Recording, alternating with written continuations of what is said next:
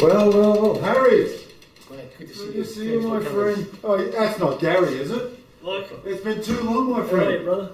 Hey, brother. Hey, man. Michael. Good to see you. How are you? Kim. The team's back again. Let's make some TV. Yo. You boys.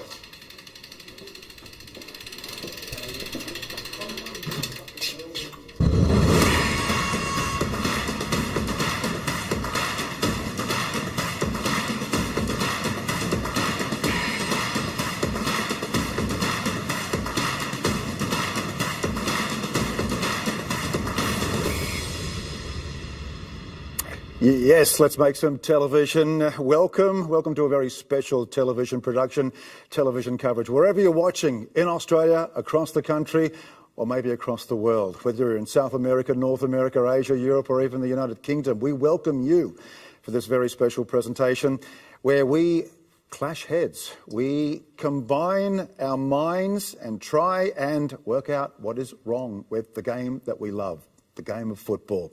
Welcome to Everybody's United in the beautiful game. My name is Mike Tomalaris, and as you saw there, I normally ride a bike, but for those of you who may not be old enough to remember, I do have a football background as well. I'm a former journalist and covered the World Cups, football, FIFA World Cups in the 1990s, as well as the European Football Championships in England in 1996, commentated in the National Soccer League, and I guess my claim to fame, as far as I'm concerned, was in 2005 when Australia, the Socceroos, qualified for the World Cup for the first time in 32 years. And that was a memorable occasion. In November of 2005 when Australia overcame Uruguay, and we made it to Germany in 2006. Well, over the next 3 hours, we're talking football. I'm presenting the first of 3 hours. Later on in the production, we'll be joined by George Donikian and also Andrew Pascalidis. And we've got a panel of guests who know the game, they've got history, and let me tell you, there's a lot of history in the world game in this country, Australia. In fact, it's the centenary since the Socceroos first took to the football field against New Zealand. That was in 1922. 100 years of history, but where has the game come from? Where is the game going? That's the big question we're asking you at home.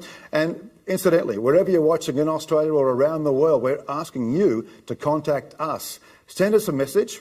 You might be watching on YouTube or LinkedIn or Facebook. Send us a message. Tell us where you're watching from, and perhaps you can throw some questions to our panel.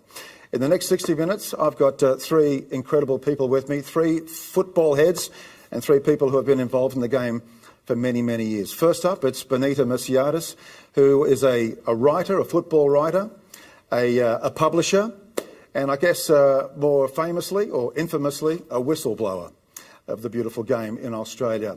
Alongside Benita, we have a former Socceroo who played in the early 1990s. Aitek Gench, these days, is a football manager for the National Premier League in New South Wales and is the top dog at St George City in the National Premier League. And alongside Aitek is Warren Mundine, an advocate for Indigenous affairs, but has got a lot of history when it comes to Australian football, dating back to the early 1960s. The boy from Grafton has come good and knows his football, and we're going to tackle a lot of issues over the next hour here, and as I say, over the next 3 hours with George Donikian and Andrew Pascalidis. So, what is wrong with the world game? I'll throw that question first to Benita Merciades. Benita, what's wrong with the game and how can it be fixed? A general question, but an important one. Can I start by acknowledging the people of the Cammeraygal Nation on whose traditional lands we meet and acknowledge their elders past, present and future. So I just want to do that. What's wrong with the game? I think one of the first things would be is we have very high expectations of it. And I think the world is so much closer now, and there's so many other forces and so many other things that are in play that we have such high expectations, and those expectations are not being met. So it's an issue of whether we need to change those, or whether, in fact, the game needs to come up to meet those expectations. And you know, they're big issues, they're weighty issues, they involve a lot of expense, they involve a lot of resources, and I'm talking about things around off the field more than on the field, which ATEC and others are much more expert on. But that would be my very brief answer to that question. The game of football is enjoyed in most parts of the world. It's the number one sport, the number one game in probably 98% of the world's population. Three countries that I can think of off the top of my head where it's not played as the number one sport is the United States, New Zealand, maybe 4 countries, South Africa and Australia. Why is it, ITEC, that Australia doesn't enjoy a game that's so idolised everywhere else in the world? Well, that's a good question. I think the fact that, when you compare it to rugby league and you compare it to AFL where, they profess to be, world champions at, we're probably not that at the moment. We're a developing country. I think there's a lot wrong with Australian football at the moment, but there's also a lot right with it as well. I think sometimes we look back on the old NSL days and even before that, the Phillips Soccer League and so on. But I think we have come a long way. But there are inherent problems, in my opinion, around the relationship and the harmony between everything that happens from grassroots right through to the NPL representative space up into the A-League. And I think there's always been criticism around the neglect around past clubs and the ethnic-based clubs in the old National League and where they sit in the landscape. So we need to somehow unite all those factors and all those people into one. So we've got clear pathways and a clear direction for the game, which I don't think we have. Warren, I'd like to know more about your background. You're from Grafton on the north coast of New South Wales, but I would imagine that not many of us know that you started your career as a player of a different game. Tell us about your history. Well, yeah, it was. I played rugby league because we're in the bush. That's what we did. We played rugby league. I was a South Grafton boy and at the Rebels, and then we moved to Sydney in 1963. And I remember at school, this kid came up to me and he said to me, Steve Bilby was his name, and he said, "You look like you'd make a good left half. Would you like to play soccer?" And I've never heard of the game, and so I said, "What's a left half and what's soccer?" and anyway, he was a pretty convincing bloke. He got me to come down to Mona Park, in Auburn, and because that's where we moved to. Auburn was a very much a football town, and it was very strong because of all the migrants that were there. And so I went down to Mona Park and I signed up, and I was playing in the old Granville District competition with St John's, and then I went on to Auburn District and Auburn in those days. And it was, to me, it was really a game changer for me, for my life, because as an Aboriginal kid coming down from the bush, I only knew 2 cultures. It was a black culture or a white culture. And then coming to Sydney, and I sat in a classroom with something like 40 other kids. I went to a St John's Catholic school there, and there was about 30 nationalities in that class. There were Italians and there were Lebanese, and there was a whole wide range of other people in that. And they introduced me to the game, and for probably the first time in my life, I felt like I was welcomed, that they treated me as a human being, as just as equal as they were, and it was really fun, because they used to ask me, "So where do you come from?" And I said, "Oh, well, I come from Grafton." And they'd go, "No, but where do you really come from?" And I said, "Well, I'm Aboriginal." And then they'd say, "Well, you're the real Australian. You're not like them other people. You are the real Australian." And so that made me feel really fantastic and really good. And I have mates from those days, which are still my mates now, 100 years later, and we still catch up and that. But yeah, it was so welcoming, and it was such a great experience for me. Yeah. Well, tell us about the development of Aboriginal players in Australia.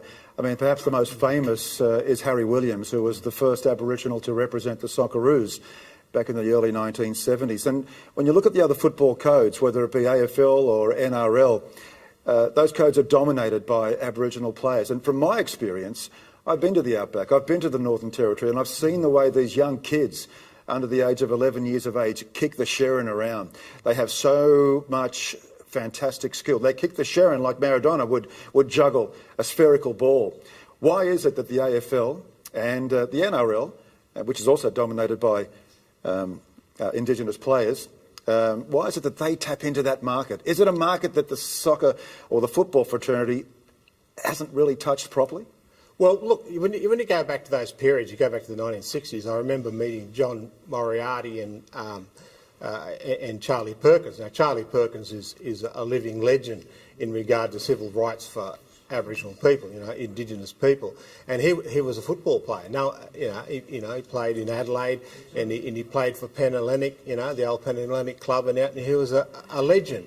And then you had John Moriarty, who was the first Aboriginal to be picked for the Socceroos, but because we got banned by FIFA, he didn't get the play.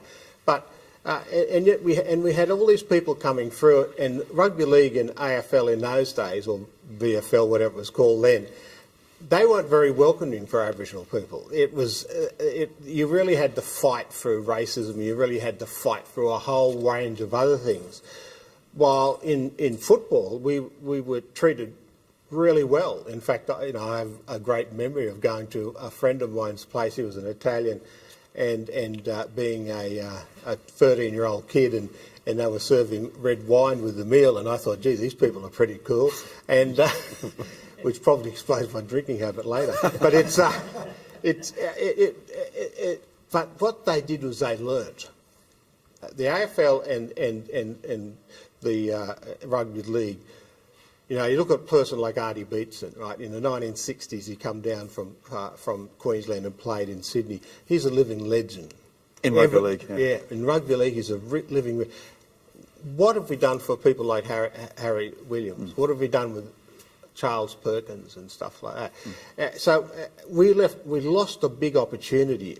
The way they structured the game, and Benita, I'm glad you're here, because we worked together in getting the National Indigenous Championship moving those years ago, and you drew up a 10-year plan, and that just went out the window. And so we missed a great opportunity to do what the AFL and the rugby league were doing. Do you agree with that, Benita? Look, I think part of the issue has always been about money. I mentioned it in the outset. It's about resources. It's not necessarily a lack of goodwill. And to use the example that Warren just gave of back in 2008, that's right, John Moriarty, Warren, and myself internally within Football Federation Australia at that time drew up a 10-year strategy for Indigenous participation and to increase it. And we drew up the idea of having national Indigenous championships. Was that strategy perfect? Probably not, but it was a start, and there was resources going behind it. I have to say, though, I know that the resources going behind it was a somewhat cynical use of resources, because it was about being able to tick a box with FIFA at the time over the World Cup bid. So, when all of that started to go awry, then it was pretty easy just to drop off the whole idea of Indigenous participation. So there was a gap there for some time, which was picked up in part by the Moriarty Foundation, which is, their whole business model is around that. But it needs to be, today, here we are in 2022, it needs to be much broader. It needs to take in the whole of Australia.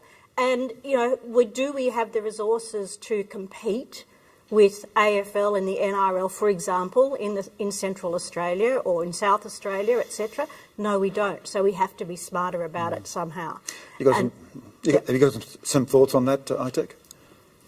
Yeah, I think we certainly need to embrace it. I think you've got to go back to the history of the game and acknowledge, people from the past and their contribution to the game, and obviously different groups of people in society, and how we're going to attach resources to that. And Benita made a good point about resourcing. And I think essentially the problem with football in Australia is that we don't have the top-down funding models that can help drive those initiatives, whether it be Indigenous football championships and whatever else, right down to the grassroots levels of football. So when you don't have top-down funding, you're essentially compromising what you can deliver, and that's essentially the problem with the game here. It's all bottom up in terms of user pays and so on and so forth. So without those resources that these other codes have, we can't really compete at that level, and then that leads to other conversations around where we are as a nation.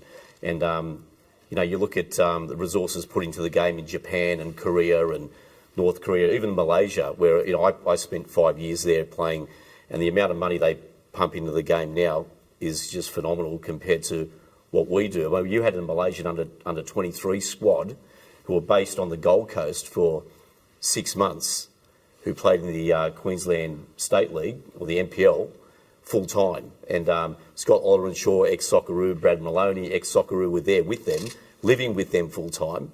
And I don't know how many of you guys knew that, but that's the type of resourcing that these countries put forth that we can't have. And then we talk about the game's problems. We talk about the Socceroos, we talk about every other team that the way we're going in with the young Socceroos and Joeys and so on and so forth. You need resources, you need coaches, you need camps, you need tours, you need everything. So we've got a live studio audience over the next 3 hours, and they're here with us tonight here in Eastern Australia. Where are you watching from? Let us know. Are you watching from other parts of the world? Communicate with us through the social media platforms. We're very interested to hear from you wherever you're watching, and send us a note. Ask us a question. Ask the panel a question or two, if you like, over the next 2 or 3 hours. And in the live studio audience, well, some very familiar faces, including Bertie Mariani, who's played a major role as a coach of the old National Soccer League, and these days looking very resplendent with that goatee of his. But Bertie, if I could ask you, is it possible to ask Bertie, what do you make of the discussion so far? Always interesting. When you talk about the game and you get people like the three panellists and everybody else here, it's always interesting to see the perspectives. There's no simple solution. I've always maintained that. People like to look for a little switch or one particular thing to pin on, but it's a very complex issue and has spanned a long period of time. So I agree with all of them, but I think it's a combination of a lot of factors that need to be addressed. And the critical factor is who's addressing them. I put a post down this week, which I don't usually do, but it was a situation where a friend of mine, an ex-Socceroo, Paul Degny, always said, look, you can have plans as much as you like, but in the end it all relies on the people that you give the responsibility to implement them. And I think that is the case, where the game is the game. It's a beautiful game. It's been described as that. But I think the complexity of how we are, the history. I mean, you talk about the rugby league and the AFL, where it's come from. If you want to question, well, how did Australian rules, rugby league and let's go rugby union, progress from the mother country who actually invented, if you believe it, invented football? So how didn't that get there? So there's a lot of questions that you ask that need to be answered, and it's a historical one as much as a complex one now. Many, many faceted thing. Well, that's an interesting argument there. Benita, have you got something to say regarding Bertie's comments? Well, I think it gets back to what I said at the outset. It's about expectations, and I think for too long we've had an expectation that because the rusted-on supporters who are here tonight and who are maybe watching, for us, it's the number one game. We expect that everyone else should feel the same, and they don't. Australia's got 25 million people and growing. You only have to look at the other sports to know that they are constantly in the ascendancy. And yet over the years, and this gets back to that idea of strategy, we have alternatively tried to be the number one sport. I don't think we should try to be the number one sport. I think, the PFA back in 2007 or 2006 perhaps, they said we should try to be the number two sport in every state. And if you go through each state, Queensland Rugby League, number two soccer. New South Wales Rugby League, number two football. And that wasn't a bad positioning. Instead of this switch which we had, I have to say, under CEOs within Football Australia who had come from other sports who wanted to be number one. I think we should perhaps look at being content at being number two in terms of the issues around viewership and not so much participation. Participation is a completely different issue. But those issues around the professional aspect of the game, if we're number two, we're doing pretty well. We're sitting pretty well. In terms of participation, we're number one, almost by good luck. rather than good management. What do you mean by that? Well, we've been number one as a participation sport. I'm talking 5 to 14-year-olds for something like 3 decades. And that hasn't been because we've particularly done anything wonderful in terms of attracting young people. Anyone who's a mum in this room, and this is another problem the game has, I suspect I'm the only mum in this room, will know that kids are, it's easy to put kids into football. And what we need to do is to keep doing that, getting kids playing football and hoping that as they come through their life cycle, whether they end up being professional players or marketing people or medical specialists or running the Macquarie Bank, that they maintain their love for football, because that's how we improve that's how we build the culture of the game, through getting it through every part of our society. So I think if, on the one hand, we looked at something such as being the number 2 sport in every state and being content with that, and then continuing to grow participation through various strategies and getting back to resources and the whole bottom-up thing. I have called it in the past a great big player tax. Something like $10 million of the revenue that goes to Football Australia comes from players who play the game. Whereas in AFL or NRL, the money goes down, and the money, that's why you see Sherrins in Central Australia and you don't see footballs. So ITEC, this is where I drag you into it, being involved in grassroots football. Are we doing it the wrong way around? Oh, okay. So this is a long conversation around what we're going to... We've got 3 hours. Grassroots, if you're a parent and you want your child to play a sport, generally it'll be football, unless you're playing cricket in the off-season. And it's safe.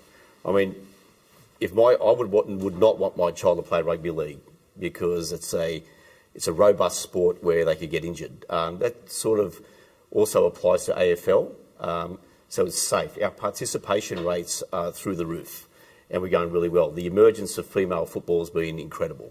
I mean, how do we convert those people into supporters of NPL and A-League? And that's really the question. So to do that, I mean, it's just bemusing how, Brisbane Roar could have a great run in the A-League and get 40,000 people at a game, and all of a sudden, for a regular season game, they're not going so well, they'll get 5,000. And, people want winners. So it gets back to, how do we convert that? I know that the A-League clubs are trying hard in that space to engage and get, Sydney FC with their Junior Blues programs and so on and so forth. They've got to be regular consumers. They've got to go to the games. And the other thing is, you bring a guy like Del Piero over here, and I think Sydney FC's average crowds went from like 13.5 to 22. So you got the star power. There was a recent game against Barcelona. It was over 80,000 people at Accor Stadium. I mean, there's interest, right? So, the key people in the governing bodies need to understand, how do we do that? Even back in our day, back in the old National League, I was part of the Coca-Cola Development Officer, myself and Tommy McCulloch, and a few of us used to go all over New South Wales, regional New South Wales, and I know we have social media nowadays, but we'd hand out stickers and posters and engage person to person. Nowadays, it's all online. It's not personable. It's a bit different. So they're the challenges, and understanding pathways and so on and so forth. Are we doing a great job in that space? We're probably not. But once again, that's part of the unification process. How do we get grassroots clubs attached to their NPL clubs? We can get them out of that into those SAP programs, skill acquisition, into NPL and onto an A-League club. That's the challenge. Warren, ITEC mentioned the star power, and we did have star power when Del Piero came to Australia, but you're involved with the Western Sydney Wanderers, or you were, at a time just after Shinji Ono came here, and he was a star that pulled huge crowds to Parramatta Stadium. Tell us about your memories of that era, and the fact that, that was history from recent history that really hasn't been repeated. Well, that's one of the sad things I know, because when I was on the board, and it wasn't just me, it was other people, it was, and we set up a culture a tribal culture, because that's what football clubs are about. It's that tribal culture. We were Western Sydney. I'm an old Auburn boy. We had people on that board and people through the system who were passionate about Western Sydney, and we saw, and that's what brought the crowds in. In fact, we had, and you had the RBB and that. I used to take friends of mine who were rugby league and rugby union people to the games, and after that game, they'd signed up as members because because our game is about not only the players on the field, it is about the crowd, the fan. They work together in unison, and that's what was happening at Western Sydney Wanderers. And one of the sad things I had, we had games at the Olympic Stadium, the Accor Stadium. Where Sydney had the derby games with Sydney FC and Western Sydney Wanderers, and we get 40,000. Yes. So 40,000. So the last one, we hardly got anyone there. So why is that? Why has the game deteriorated in terms of crowds in the last? A lot of it's down to performance, right? What do people want? They want a winning team. The standard is still there. I was at the Sydney Football Stadium, Sydney FC versus Wanderers a few years back. Popper was coaching, and there was 40,000 people there, and there was probably another 5,000 people who didn't have a seat.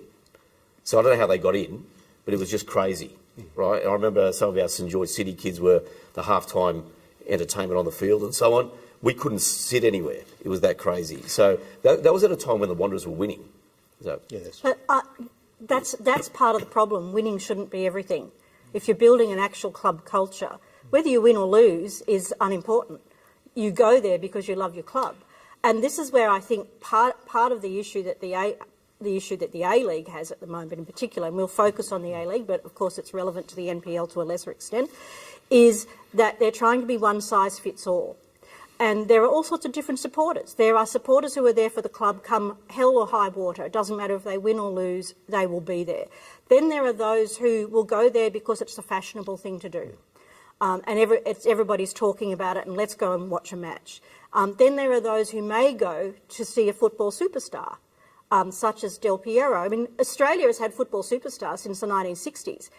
People who have been involved in the NSL will know there's been lots of football superstars. We recently published a book about it. Tell us about the book. It's called Be My Guest, Football Superstars in Australia, which tracks a whole range of players who came to this country. Harry Michaels brought many to Wollongong Wolves. Some of them have had a fantastic impact, some of them have had no impact. But that gets back to about it's not one size fits all. You have to look at what connects the fan to your club and to your team. And there's one more complexity that is around today that there wasn't back in 1977, or two more actually. One is... That's when the NSL began. Yeah, is that what you're referring to? Yeah, that's when the NSL began. One is the fact, and we only had to see the paper today where the TED Network expressed disappointment at the ratings for the A-League. And if we don't get those ratings up, there will be not any sort of TV deal next time. So it's absolutely critically important. We not only need people coming into the game to watch the game live, we need eyeballs on TV. And then you've got the social media crowd. And, that's really only about 30 to 35% of the population, but they are loud, they are passionate, they are opinionated, they are vociferous. And so those three things have to be juggled for each of the A-League clubs and the A-League overall. Well, let's talk about television in just a moment. You touched on a point that interests me, and that is the fact that in most parts of the world, the big leagues of the world, whether it be England, Spain, Germany, France, whether your club's coming first or last, there's always a full house. It doesn't happen here in Australia, and I think it may be the mentality of Australians. If your team's not winning or performing, then what's the point of watching the game? ITEC, is this where relegation and promotion should come into play? Yeah. There's nothing to play for if you're coming last, or nothing to lose if you're coming last in the A-League. And that's what drives crowds. Drama, you need promotion, relegation, absolutely. Without it, I watch the A-League, and it's round 18 or round 20. Seriously, there are teams not playing for anything. It doesn't interest me. Obviously, at the top end, you've got a couple of powerhouse clubs, like Melbourne City, for instance. You know they're going to kind of be up there anyway because of the amount of money they spend on players. So where's the interest? There's no relegation, which gets back to that drama and dynamic that you see in the English Premier League, and we saw that with the EPL. You know, the drama associated with that last, 8 to 10 weeks of the EPL, with Everton on the verge of getting relegated, and who's going to get promoted. That sort of drama has to exist in the game for us to thrive and to keep the interest up. Benny. But Everton's also a club that's been around since the 1880s. So there's much more culture. There is much more depth of feeling. I mean, there's whole generations of families who were born to be an Evertonian. So we don't have that. And that's what all of us have a responsibility to build and to develop. Doesn't matter what we do or what our role is in the game, whether we are the most opinionated person on social media or whether we are working in the A-League or whether we are sitting in this room, it's part of trying to develop that culture because, as you said earlier, Mike, our Socceroos played their first game on the 17th of June 1922, first international in 17th of June 1922. The first game is recorded perhaps as being in Tasmania in 1859, but at least in 1880 in Sydney. So we have this proud, rich, deep history for white Australia in this country, and yet we're still struggling about it being our culture and being able to build the culture and develop it. Let's just continue the conversation about promotion and relegation. It happens in most leagues of the world. Warren, what's your view on that? I think promotion and relegation does fit into those clubs who could drop down or come up. It actually does drive it. I had friends of mine who played rugby league in England, and they had promotion and relegation. And those games were just as exciting and just as passionate as the teams were fighting for the championship. And that plays an important role for the competition. So, I'm a big supporter of promotion and relegation. I think it does give passion. But but any sport, and it is something I notice with Australians, that if you're a winner, then you get crowds every week and that.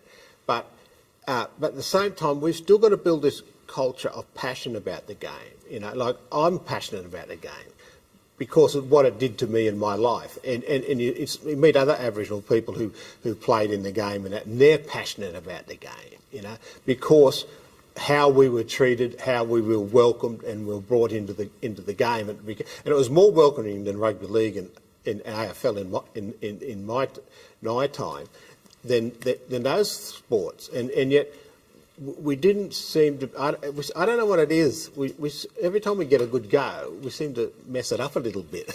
Look, it's one thing saying, that's great. Let's have promotion and relegation, but is it financially feasible? I take your team, St George City.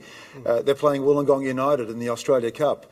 Victory over the Illawarra club, and you guys, your team, is in the final national competition of 32. Yeah. You'll be up against possibly Melbourne Victory, playing at a small little boutique stadium at Penshurst Park. So is it financially feasible for a club like St George, for example, to play with the big boys in the A-League? We started the club about 6.5 years ago, and I remember saying to people then that we had to win NPL 4 and get promoted to NPL 3, and we had to try and win NPL 2, NPL 1, and then we'd tell all the players that we're going to go to A-League and eventually we're going to play in the Bundesliga. And that was our joke, right? Without ambition and aspiration, without the romance of having a club go from the bottom to the top, what are we playing the game for, really? In the end, I just find that I find the A-League is good. I like the standard. I think the standard's okay. I think the grounds are beautiful. The TV coverage is nice. There's no drama. For me, there's not enough. And what it doesn't do, it doesn't open the door to the romance of a club coming from the bottom up to the top. Sure, you've got to meet criteria. Sure, you've got to have a region that you can attract supporters from. But so what? That's the beauty of the game. And if you can't get promoted because you don't have the funding, well, you can't get promoted. But at least it's there. I mean, to get to your question about whether it's financially feasible, I can't answer for St George City, but that's part of what the AAFC, the Association of Australian Football Clubs, has been looking at now since 2017, so that's 5 years.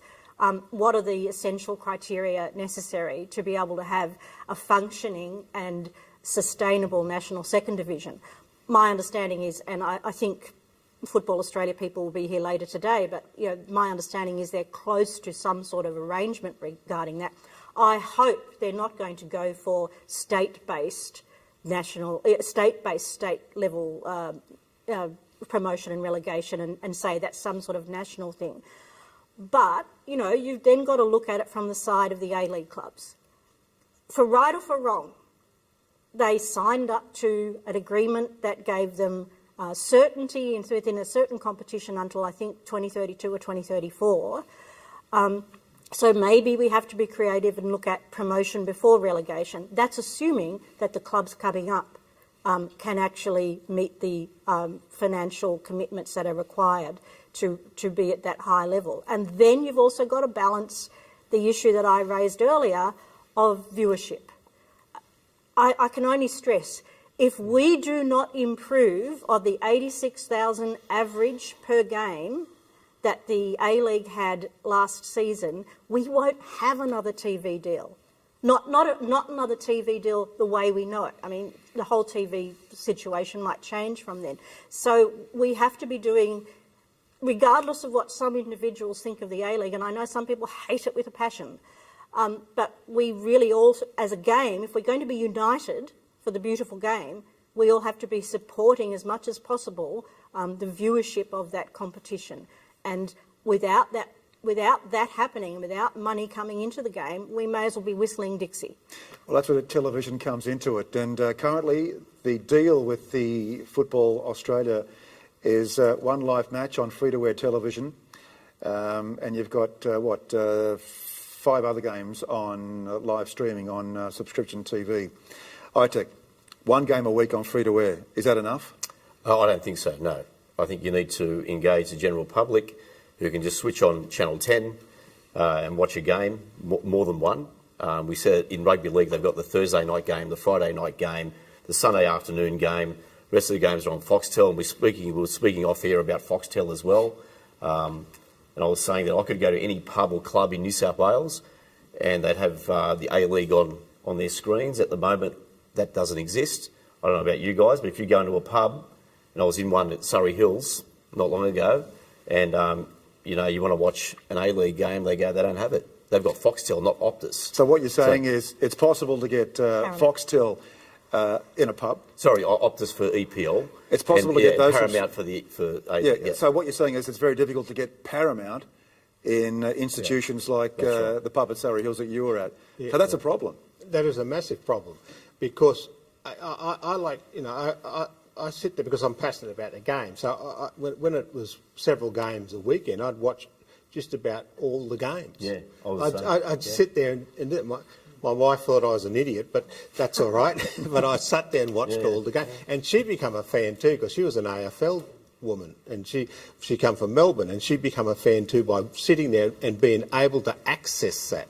So if you can walk into a pub and see games up there on the screen, then you get interested, and it tweaks your mind a bit. But if you don't have that access, then it's really difficult. Yeah. Bertie, really difficult. Can I bring Bertie back in, if I may? Bertie, you're from an era where we watched you on SBS when we had free-to-air television back in the 80s and 90s.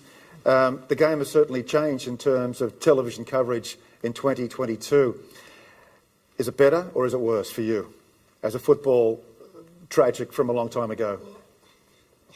I was very fortunate, and I've got to say that I had the experience to work in the TV area with Harry Michaels and Dominic Gilardi, both for SBS and Optus. And it enlightened me quite a lot to see what actually happened behind the scenes. With the game, for me, yes, I always try and switch on. I've actually streamed, I've bought the streaming, but that's the deal that's been done. I mean, if you look at relative aspects of it, I mean, we didn't have a free-to-air match when we had Foxtel. That's right, yes. So, we've got one up. So, but we still have all of our games televised. It's streaming, but it's televised, similar to Foxtel. So, really, the equation hasn't changed that much. They were from looking at the the ratings right throughout the last 3 to 5 years, it hasn't been going up. It's actually been going down quite dramatically. Is there a reason for that? Well, I think the panel touched on it. Each one of them touched on a point very, very pertinently. Each one separately, though, which comes down to what we were talking about. Benita mentioned about the passion and getting the people enticed to be involved very young, the culture of the game. All of those things don't just come up. They're things that take a long time. They're things that it started with children, as Benita said. It takes the culture that gets drawn right along. We had a severance of that culture at the highest level with the beginning of the A-League. It severed the grassroots. I call it the resolute supporter base. It severed that. And we've been in turmoil for a long time since. So there are a lot of factors, but I think the critical one is we need to get developing the culture. You start them at a young age, and this has been a very, very important topic, and it was, again, part of the streaming this week about the costs that it takes for a young player to come through. A parent has to find $1,000, $1,500 a year to start them up, and they're doing that at a very young age. And again, that comes from the top-down funding. But ultimately, it is a matter of establishing that culture, because when you talk about who's going to switch on and switch off, what we have now is what you have developed as the cultural supporter, your 80,000 across the board. They're the ones that are going to be there all the time. That's your culture. That's not a great culture base. And that's what you need to be looking at. You need to be developing that. That takes 10 years, minimum 10-year phases, because you've got to start with the kids. You have to bring them up. They have to have that passion. They have to have that unique desire and drive so that they will watch it. And then they're going to be the regulars to turn on. Yeah, you get a guest player comes on, it comes out, a Del Piero or a Beckham or whoever it is. That's a whole different ballgame. You get the people that switch a switch on and they're, yeah, we're here. But to switch it on and watch is as simple as to switch it off and be away. What you need is that core, that basic cultural supporter to be engaged, and we need to look at that as where we're going to get our base up. And that's not a flick of a switch. Bertie Mariani, great comments there. Yes, Benita. I mean, it'd be interesting to, if you look at when the A-League began, it began in season 2005-06. And so let's take a 7-year-old in 2005. They would now be in their early 20s. Are they still following the game? And they're not. And this is, this again gets back to part of what the A-League has as a challenge. On the one hand, they've got rusted-on supporters like us who, you talk to some of the people in this room and they'll complain about, I never know when the game's on because I don't see anything about it, because the media landscape has totally changed.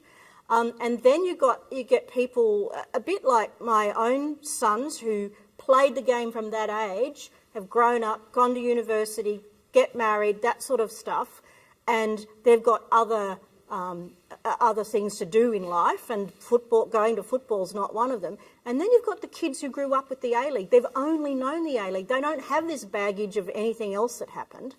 Where did they go? And to answer your question, what started the rot?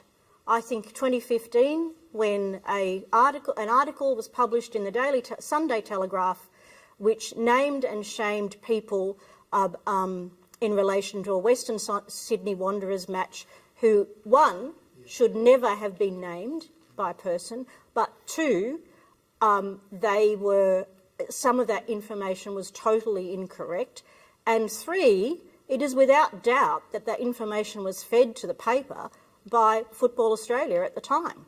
And if you track crowds since in the A-League, because we had some good years in the A-League, and then 2015 when that rot started, that's when we also the crowd started to fall away. Then we had the Congress Wars, and people got sort of sick of reading about politics because, really only 1% of 1% are interested in sports politics, idiots like myself. And so, there's that combination of factors has led to people disengaging.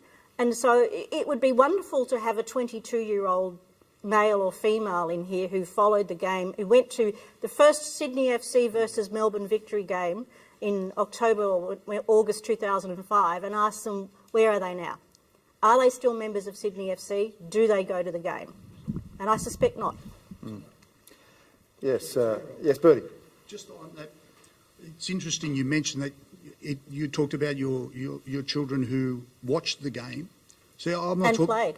And played for whom? Oh, well, we moved everywhere, Bertie. No, but that's what I'm saying. This is where you talk about culture. You talked about the Evertonians.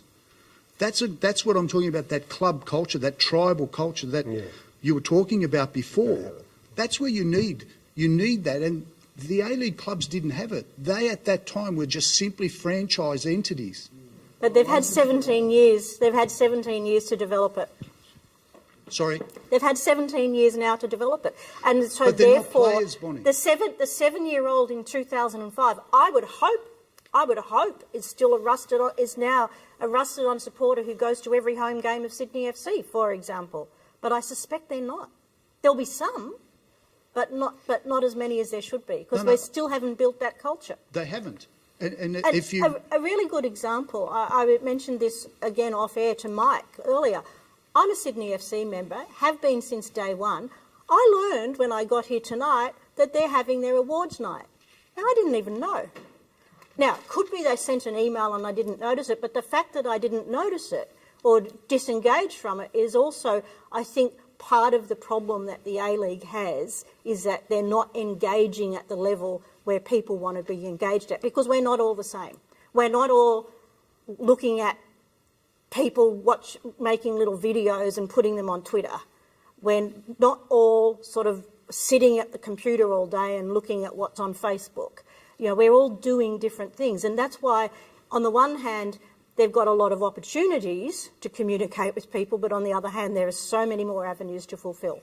If I can come in here now and ask you the question, why is it that these international clubs that visit for games that really don't mean anything, they're just exhibition matches, attract 80,000 people, yet these people that are going to the matches, they might be young kids in their early 20s who are normally spending time behind the computer, they're going out and watching the games with their parents or whoever, their family members, but why aren't they going to the A-League? Why is it they'll go see a Barcelona or a Liverpool, but they won't go and see a Melbourne Victory or a Western United that just won the A-League? Anybody got an answer to that question? Because it's a Barcelona or a Liverpool. Because they're the best of the best. There's no connectivity between the A-League sides and... We'll pass the microphone to you. And there's no connectivity between the A-League sides and the other sides, the grassroots sides in Australia at all. There's no connectivity between them at all. I mean, you could do... There's different things that they could do to induce crowds coming, but no one ever poses those questions or tries to introduce those things. So.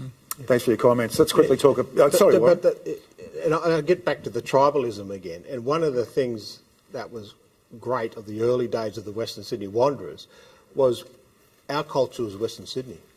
We were sick of the inner city people who looked down upon us. And that, you mightn't like that, but that's how you form tribalism. That's how you get people who will support a club. And you're right. We need to also, like, I'll just talk about the Indigenous part here. We need heroes. And so I used to get the Koori Mail, which is the Aboriginal newspaper, and it was just rugby league and AFL, all of it. And then when I got with Benita, I decided we've got to get our football heroes there. So I went to the editor and they gave me a column. So I was highlighting young Indigenous people who were coming up, and you had Ty Minicon and all these type of players coming up who were in the Qantas, youth championships and all that. And I put this up, and people were talking to me, and they said, "Oh, that's we didn't know about these people. We didn't know anything about these people." So we had a shift, but unfortunately we couldn't continue it. But we said we've got to get in people's face, and that didn't cost us anything. All it did was probably a couple of hours a week to write up a column. I know enough A-League players in clubs send players out to meet people at grassroots clubs. I mean, once again, I don't want to keep harping on what happened in yesteryear, but we used to go out I remember when I was at Sydney United, at the end of my career, I was working for the club, and we set up a 3-year agreement with Nepean Association. But we were based in Southern Districts. In Western Sydney. Yeah, so we had these two associations, and we'd send players out to Wentworth Falls and, Blaxland and, Blue Mountains and so on and so forth. They were nowhere near Edensor Park.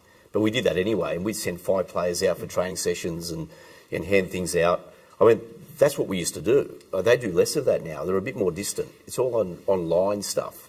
I think that's it. But I remember going to a presentation day. I got invited to a barbecue at Busby Soccer Club or something.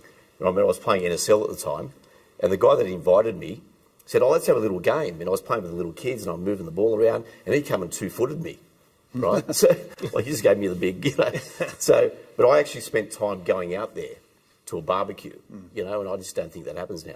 I think, I'm not quite sure that that's right, and, happy to be corrected, but I'm pretty sure that it's in the collective bargaining agreement and the contracts that players have with A-League clubs now that they do have to do a certain number of hours. And, I think it gets back to, again, what I said at the outset, the expectations. And one thing we haven't touched on, and that's the media landscape.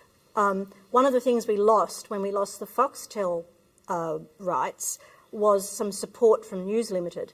Now, let's put aside what we might think of News Limited, and you might gather from my commentary that I don't think an awful lot, but at least we got some coverage in the major newspapers, such as the Herald Sun in Melbourne and the Advertiser in Adelaide, the Courier Mail in Brisbane and the Daily Telegraph here. We have poor old Dom Bossi, Vince Rugari in the Sydney Morning Herald, Michael Lynch in The Age. They're the only people now in the mainstream media. And this again gets back to the challenge that A-League clubs and NPL clubs and others have. We're having to get all the rest of the media by that 35% who are on Twitter or social media or do little videos and stick them places. You can't get to everybody except through mass media. And can I tell you, Benita, that the Socceroos are currently in Qatar trying to qualify for the World Cup later in the year. There's no one representative from any of the major newspapers on location there. Which is unheard of. There are a couple of journalists from television, but that's about it. That's unheard of. Yeah. So who do you blame? Do you blame the editors of the various publications, or do you... We don't want to blame anybody, but that's got to change. Yeah, well, I mean, I know from speaking to journalists who write for Fairfax, or sorry, Nine Media, as they're called now, they're not, and the Telegraph said the same thing. Their number one performance measure is how many clicks are on their article, and then how many subscriptions that drives. And if it doesn't drive enough, it's just like subscription TV. If it doesn't drive enough subscriptions, and if not enough eyeballs are looking at it, then they're not interested. All right. The big jump is that we've got to stop blaming things. Yes. Okay. We just got to stop all that, because this is the wars that we go back to continuously. We've got to look at the game as a whole, and how do we move forward? Well, that's the question in the short time we've got left. We've got 3 minutes left. I'll ask you to provide your summaries in 60 seconds. If you had a crystal ball and you wanted to change the game, Benita, how would you do it? Moving forward. I thought that was going to be in the third hour, and I didn't have to answer that question. I'm going to ask you anyway. Look, I think that I don't think you can answer that question in 60 seconds. I could say a whole lot of trite words. Go ahead. It hasn't stopped you before. Use some adjectives. But I think fundamentally we have to look at where we want to be in the Australian market, realise as much as we might want to be the number one sport in the country, and we believe we are, realise that that's not going to work for a while, and look at ways in which we can, that's where we want to drive to in 50 years' time, and most of us won't be here, that we work towards it. I take it a grassroots perspective. What are your comments? I know that the game is very expensive in terms of introducing youngsters for the very first time compared to my day. How do we change that, and can it be affordable moving forward? Yeah, I think we need to connect the football community from grassroots right through, and those pathways. Once we do that, and that comes with good management at the top, I think the game can thrive. In terms of cost of football, the cost at grassroots, grassroots could mean many things, but if you're playing for your local club, I don't think it's expensive. No. I mean, my daughter goes to dancing and I fork out 20 grand a year, right? So, when you're talking about $300 for football, that's not expensive. The expensive part happens when you hit NPL level. I don't even think SAP's that expensive. I think NPL is, when you're talking about, elite or representative footballers, to charge them just under $3,000 per year is too much. But without it, a lot of clubs won't survive. So which comes back to that argument around top-down funding models. But if we connect everybody from grassroots right through the pathways, and we have good leadership at the top, I think the game can go forward. And Warren, as an influential member of the Aboriginal community, what's your final say? But my final say is one of the passions I have about the game, and I keep on talking about this, was that I used to wear rugby league boots when I first started playing, right? And the referee said to me once, he said, we can't let you play if you're going to wear rugby league boots. Those parents got together, and I'll never forget that night. Mr. Lathan, who was our coach, he come and knocked at the door, my mum opened the door, and they put money together and brought me a pair of boots so I could play the game. And this is why I'm passionate about the game. They're just wonderful boots. But what we've got to do is we've got to look after our supporters. We've got to make sure that our support, because if you don't have supporters, you don't have the clicks, then you may as well just go play park football. And so that's the things we've got to talk about. We've got to talk about, because the fans in our game play a big part of the atmosphere of the game. I've been to in English games, I've been to Australian games and that here, and the fans make a massive contribution to that atmosphere of that game. In fact, I know people used to come just to look at the fans. And so it's how do we get that passion and how do we get that back? Well done. Well said. Thank you to all. That's part one of Everybody United for the beautiful game. Hope you've enjoyed the first part, and thanks also to Bertie Mariani for his contribution. Benita Merciades, thank you. Aitek Gench, thank you so much, and of course you, Warren Mundine. Part one out of the way. Don't go away. Part two with George Donikian. There's so much more to look forward to wherever you're watching right across this beautiful planet. We welcome you. Stay with us. I'm Mike Tomalaris. We'll see you soon.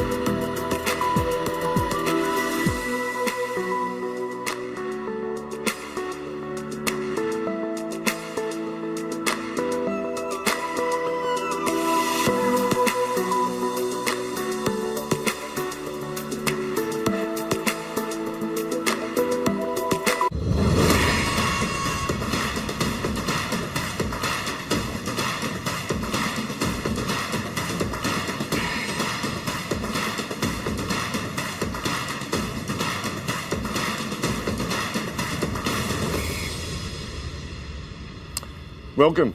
Second hour of what promises to be a very memorable evening.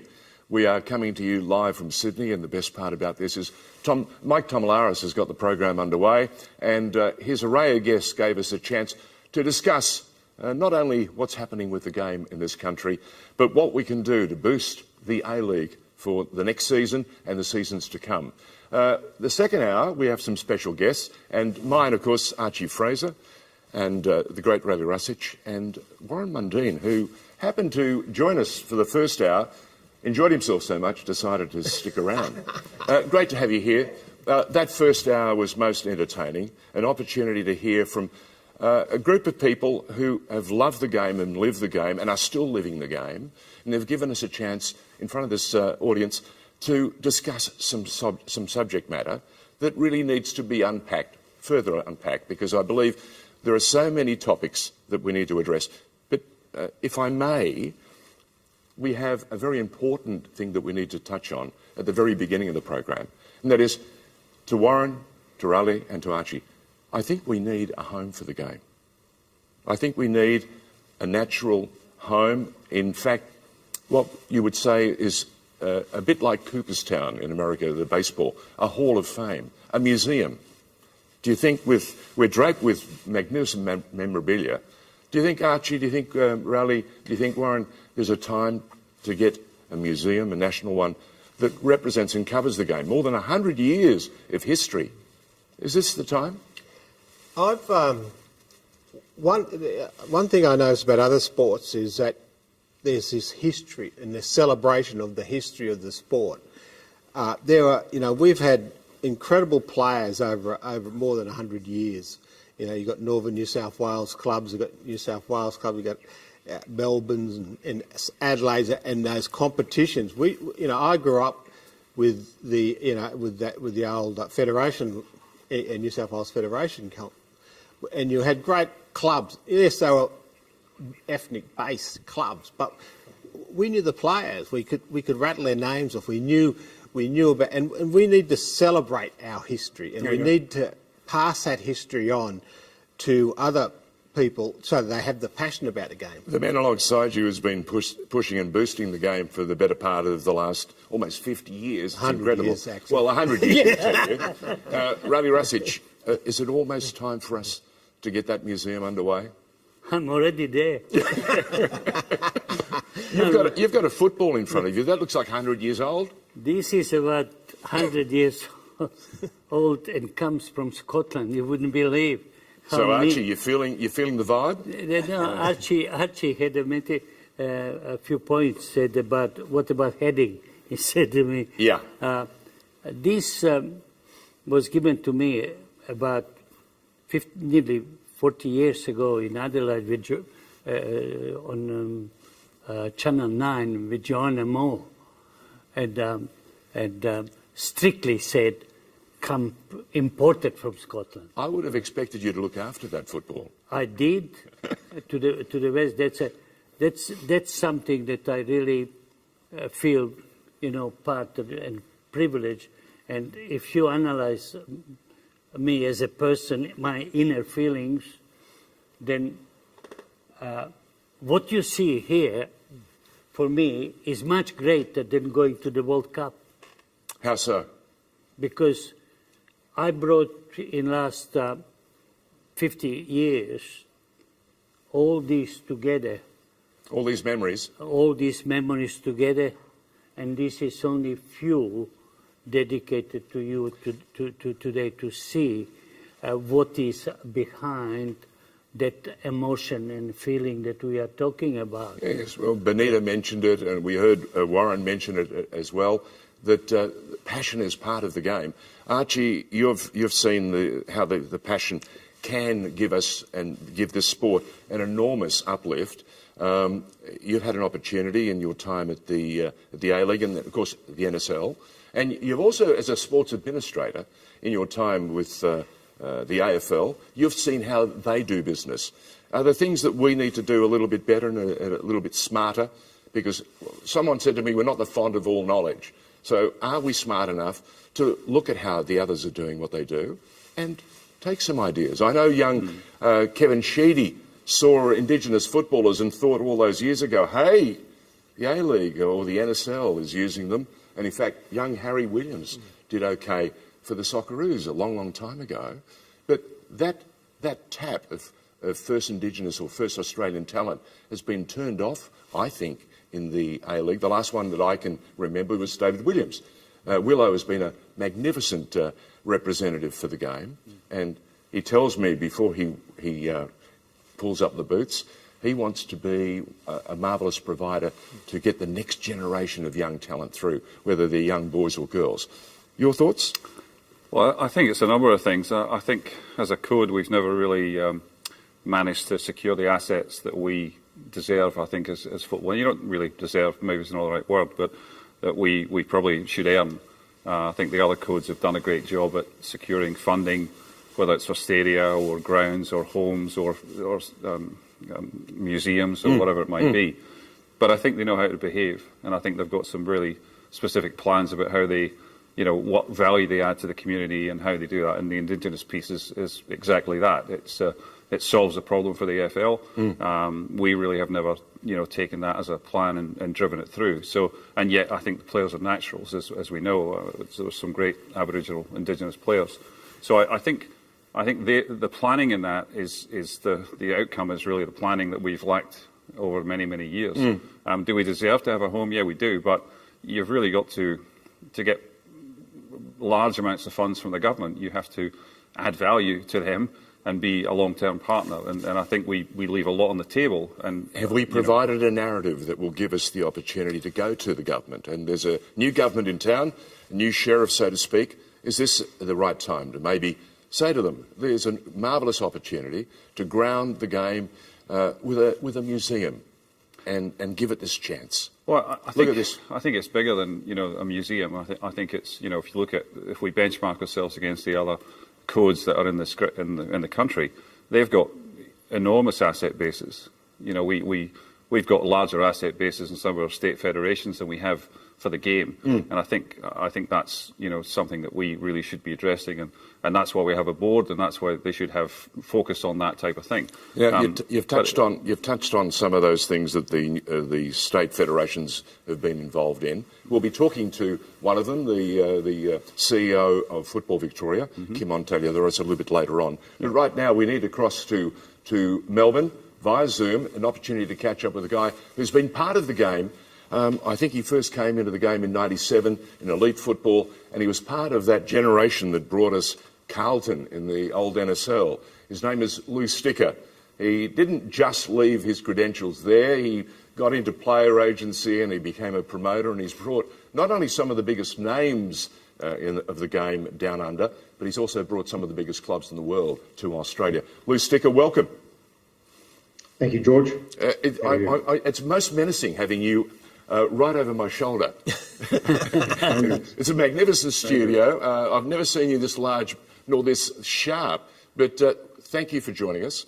The discussion matter, so many things we need to unpack from that first hour. You would have got a chance to listen to our special guests. What would you like to sort of piggyback on and take it to the next level? Okay, that was very interesting. The first panel was raised a number of points that really struck a chord with me. And I suppose my take is that we as a sport find ways to undermine our own progress. And I'm going to bring up some examples of that. Go on. We started in 2005, but I'm talking about the A-League now. The NSL had a very glorious history. For whatever the reasons, that paused and resurfaced now as the A-League. And we won't get into the arguments about old versus new, but some of the things that stick with me, having been part of the old journey and part of the new journey, is that we've had people running our game that actually don't have a feel for the game. And what I mean by that, I don't blame the individuals per se. I mean, if someone gives you a job and wants to pay you a heck of a lot of money to run a sport that you've got no background in, well, who's the fool, you or the person that gives you the job? But the fact of the matter is, some of the people that have run the game since 2005, run the A-League, I should say, not the game, the A-League, have made decisions that hurt us today. And I'm going to bring them up. We're a small population spread across a massive land base, 25, 26 million people. It's a very, very finite supply of human beings. And we actually did manage to tap in to the young audience. We had thousands of them behind the goals at Central Coast Mariners. We used to call them the Marinators. And then the Wanderers, Melbourne Victory, massive support behind the goals. And our administrators have let security, stadium security and police run these kids out of town. Now, do some of the people that got into trouble or caused the trouble deserve to be evicted from the stadiums? Probably yes. But en masse, we've turned away a generation of people. And that goes not just to the fans, it also goes to people that put their blood, sweat and tears into the game. People like Con Constantine up at Newcastle. I mean, we're a small population. We don't have many multi-millionaires that are prepared to put their dollars into football. And for whatever the reasons, if things go wrong, there should be a glorious exit for those people to sell their clubs, let the administrators come in, sell it off, and give some of the money back to people that have put in the money to buy the licenses. Yeah. So we have this tendency to burn a very, very finite population. I've seen it this year. The 3 Melbourne clubs won the 3 trophies, and yet the stadium, if you only think back to 3 or 4 years ago, the Victory, the amount of crowds that club has generated since the start of the A-League. They used to fill Etihad Stadium, as it was known in those days. In year 2, I think I went with my wife, 56,000 people. And remember, I'd unfortunately been through the Carlton demise, and I turned around to my wife and I said, can you believe this? 56,000 people, mums and dads and kids that probably didn't know what a soccer ball looked like 4 or 5 years before. Yet, somehow, the game managed to attract a new, bigger, wider audience. And let me say, a lot of the people that were also disenfranchised from the NSL. So people of older generation embraced the A-League and came in their droves. And yet, bit by bit, because we've had people that don't have a feel for the game, we've allowed these people to turn our fans away. Now, the good thing is, we've now got people at the FA, in James Johnson and Peter Filopoulos, football people who actually have an understanding of what it's about. And then we look across at the APL and we have Danny Townsend. So finally, after 17 years of the A-League, we have people in key positions that actually know what sport we're playing, what shape the ball is. And it's no disrespect to those that were given those jobs. I don't blame them. I repeat, if someone comes along and says to me, Lou, would you like $1 million to be the CEO of table tennis? I don't know how to play table tennis. I'll take the $1 million. I mean, it's just the way it is. So I think that is a major problem. And one of the resultant issues is that there seems to be, every time someone comes into the game as a CEO or as a head honcho, 5-year plans. We turf out the previous 5 years and we come up with a whole new 5-year plan. We don't have continuity. I actually think this country is very, very unique. I can't talk that much about other cities, but let me tell you a little bit about Melbourne. Go on. Melbourne is the events capital of the world. People go to events. You've just disenfranchised the whole of Sydney. You've just... We've got the MotoGP. We've got the horse racing carnival that lasts for the better part of a month. We've got so many other sports. So what's happened is people tend to go to events. Now, I'm going to read you something that I picked off the social media about 5 minutes ago before coming on. Go on. And I'm going to read this out. Why are fans not turning up? Why is the food pricing at stadiums ridiculous? Why can average families not afford it? Why are there minimal parking options? Why are there rule changes ruining the game? Why are there Thursday games and Sunday at 3:20? This is all garbage. Now, by the way, that's not our game. That is what people are saying about the AFL. There you go. So we're not the only sport that has issues. Every sport has issues because it's the country that we live in. See, I was one of the guys that was very keen on the game going back to winter. And people would say, oh, no, you can't do that, Lou, because you're going to be competing with the AFL. Well, you're competing with the AFL 365 days of the year. But you wouldn't have the grounds. You wouldn't have access to the grounds.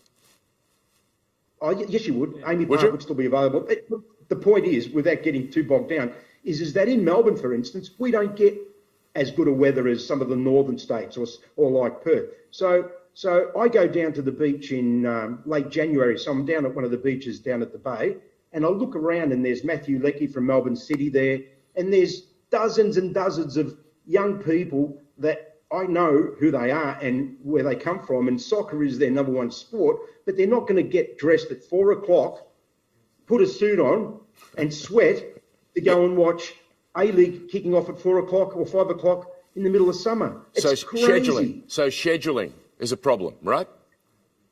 Correct. Now, I think the people that we've now got running the game will address these issues slowly. We've got to give them time.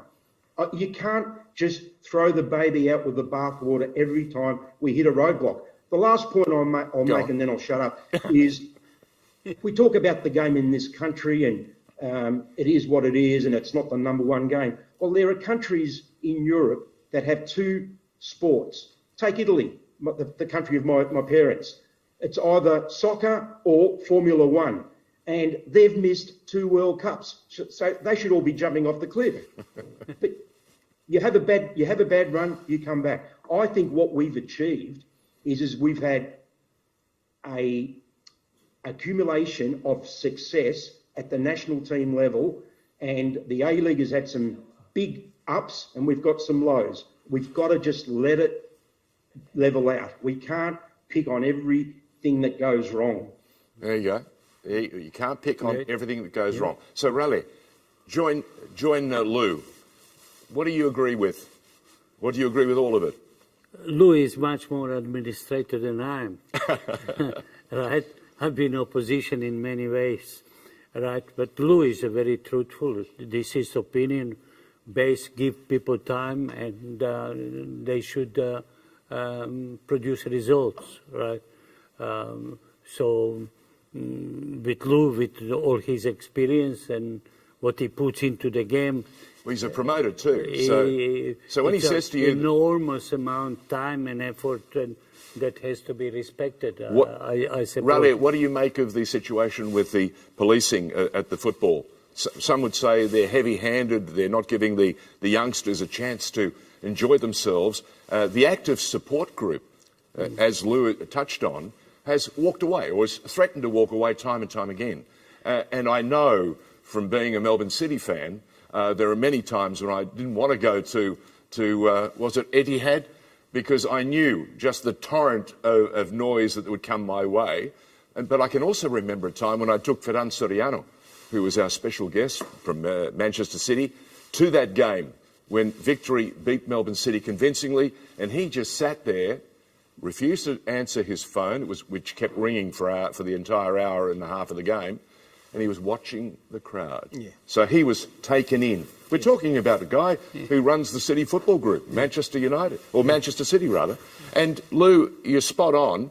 He was gripped by that experience. Yeah, I can tell you from my experience on Wanderers that the RBB, which attracted people to that game. Correct. People went there and they just loved the RBB, and we were continually fighting with FFA about that, because this is the things that I talked about earlier. We don't respect our supporters. Okay, here's the question I have for you. Is it the state government? Lou, you'd be across this. Is it the state government who owns the grounds that sets the parameters and instructs the police to behave? No, I can answer that for you, George, because Archie, I was head of the A-League, and my first week in the game I was called to a banning meeting, which astounded me, given I'd been CEO at St Kilda and obviously a football lover and football player. and we were actively meeting with a covert group that we had employed at the FFA to actually check out the fans and do surveillance on the fans. Yep. And I was just amazed that we were driving that behaviour, because ultimately that put an enormous cost onto the clubs, because we were effectively briefing with the police of potential issues. Now, the realities are these groups or this company we'd employed were actually surveying the blog sites. You know, and I remember Adelaide was playing Melbourne Victory, and 3 young kids had said, "Oh, we're going to come and knock over some chairs in your pub or whatever." Well, that doubled the policing, and it doubled the footprint for the traffic management, and it doubled the cost of the stadium. And we were actually driving that behaviour, and I was astounded with that. I remember, saying, "You can't be serious." And then we had designated seating, so we actually created that ourselves within the FFA executive committee, and we drove that for years. And that's what caused most of the issues, and the cost that put onto the game, and the joy it took away from games. I mean, fans were getting ejected in Brisbane for taking their shirt off in 40-degree heat because the Suncorp security staff had been briefed to say, don't let them stand up and take their shirts off. Clearly, they haven't seen the Wellington Phoenix fans in New Zealand who take it's -5 and they're waving. Yeah, but they're still blue.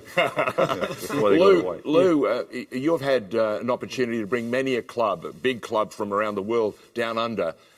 What have you had to say to those policing units and those state governments when you're bringing some of these teams down under? Is that a big question? Security? It's a difficult one to answer, George, because a lot of the times you've got various parties involved. When you bring an international game, you've got state government who puts money in, so they bring their pressures to bear.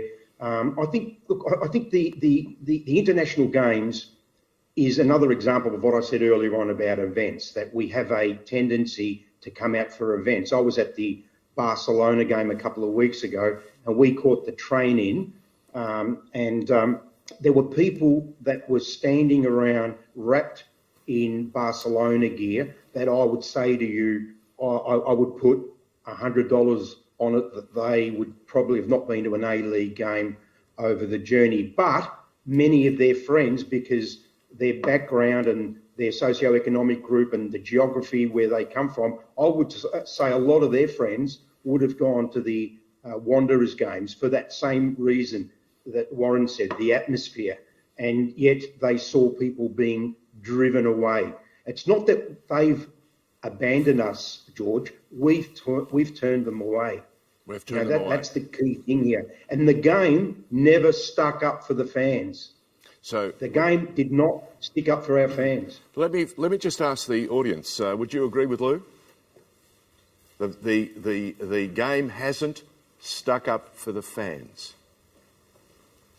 Bertie? Agree. Yes? Consensus? Yeah. Across the board?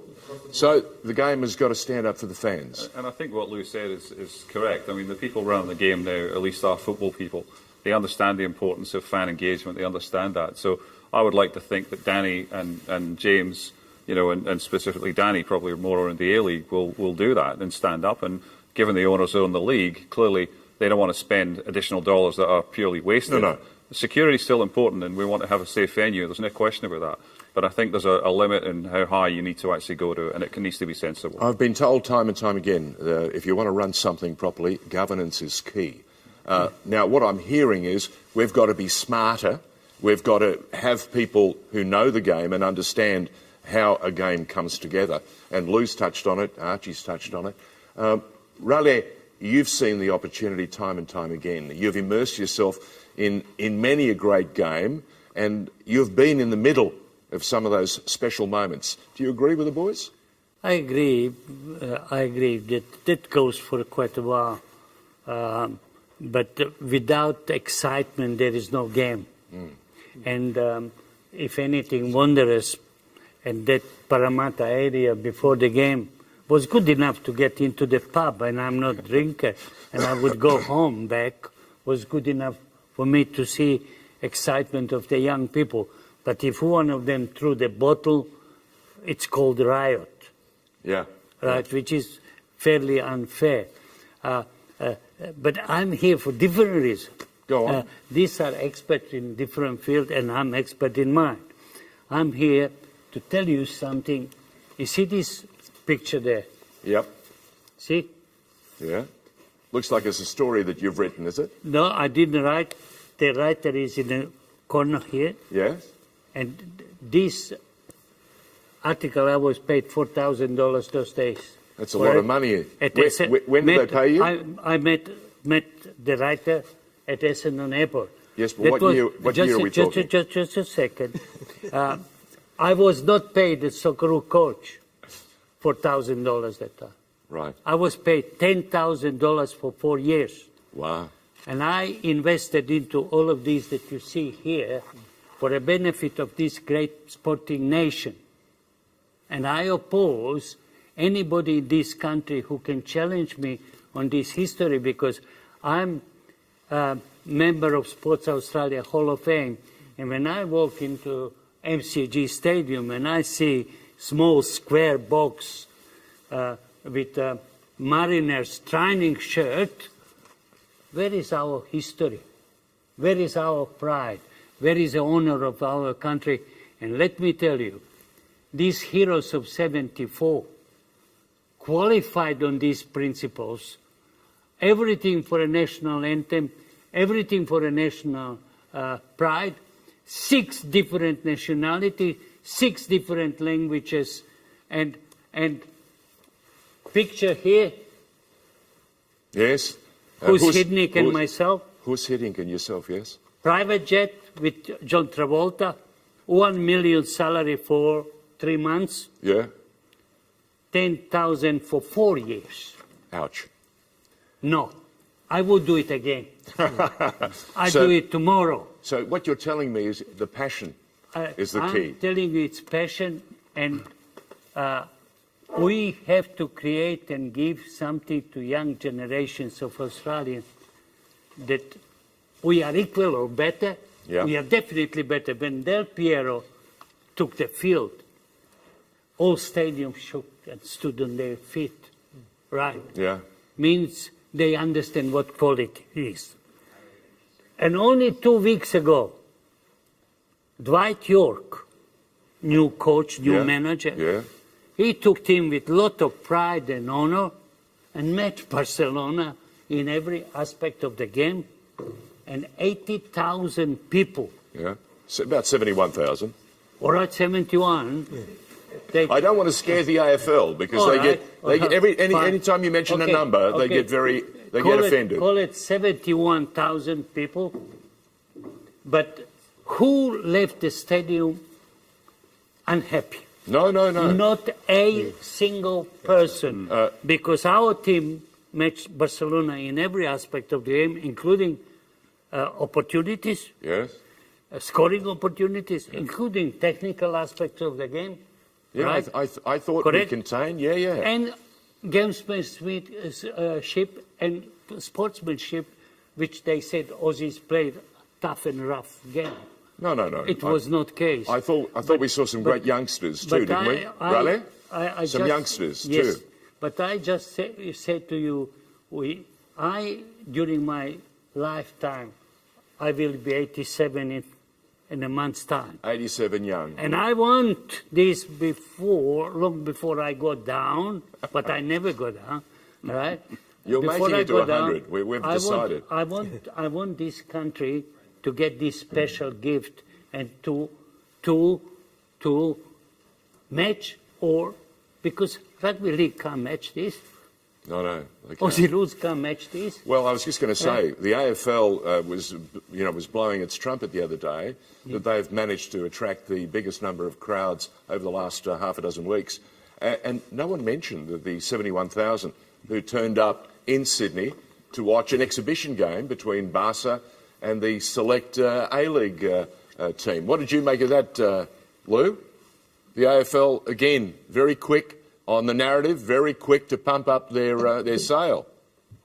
I admire them, though. They do it better than anyone. They're protecting their patch. Well, not only they're that. They're protecting their patch. And the problem is, we look for excuses. Our fans complain that we don't get articles in the newspaper. Well, do you realise that now, unless an article has a minimum of 1,000 digital reads, in other words, subscribers read that article, people the editors are basically pushing our game further and further into the obscure part of the paper. And that's because our fans, all of us, don't spend money. We don't subscribe. I mean, at the end of the day, I don't bash the AFL. I admire what they're doing. They've turned their sport. You could put a monkey in the chair as CEO of the AFL and in 12 months' time come back and the business would still be in very good nick because what they've got, George, they've got a solid structure. Yeah. We have a lot of flaws, but now that we've got some good people in the chair, in the positions of power, we've got to give them time. They can't fix everything overnight. Before I move off, I want to say, Raleigh, Jack Riley rang from Scotland about an hour ago, and he sends his best wishes to you and to everyone involved in this show, George, and obviously very, very special thanks to Harry Michaels. So that's coming from Jack Riley, your goalkeeper in 1974. Thank you, Lou. Thank you. Not only did Jack ring to say all the best, but he also wanted us to make sure that we establish that the next 5 years are really important for the game. And as Lou touched on, next year, the new season, an opportunity for the new APL, the newly independent APL, to stand up and make an impression, and also for Football Australia to adjust its sails because it's sailing into a World Cup year for our Matildas. So, Warren, you've got Kaya Simon, you've got Lydia and a host of others. And is there a crop of youngsters in that next tier that excite you, first Australian women, who really can take us maybe into that final? Could you imagine? Just before I get onto that, I'm amazed you got paid $4,000. I only get paid $800 on my articles, but anyway. We don't mention money in front of Lou because he's seen some good ones, but he's also had some moments where he's had to wear it. So he understands how important it is to make a good business decision and then deliver. Well, look, one of the great things that has happened over the last few years is the growth of the women's game. The Matildas would be right up there as one of our top sporting clubs, everyone just loves them. You know, you see them turn out and you see the girls turn out and everyone turns out to see them play. And I just love watching them, and Sam Kerr and Kaya and all the team and Lydia Williams and that. They're a great team and a great product. And it's about how can we work off that for us? And I think that's it. That's again, that's about passion. You can see the passion of those young girls and those young people who turn up and watch that games. They pack them in. They do. Because but that's been a long time coming. We've been building that narrative for a while. And this is why what Lou says is true. We've got a new team in. We need to now, who's got passionate, who actually loves the game. I agree with everyone that not having people, and don't knock them, you know, we won't someone paid me $1 million for table tennis, I'll take it too. Warren, let me just bear one moment. We've got to give Lou a chance to get going.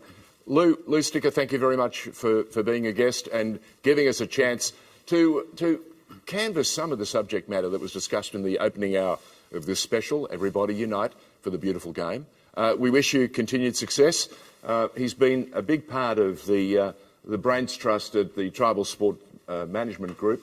And I want to know what the next big surprise is. Lou, are you going to give us anything before you go?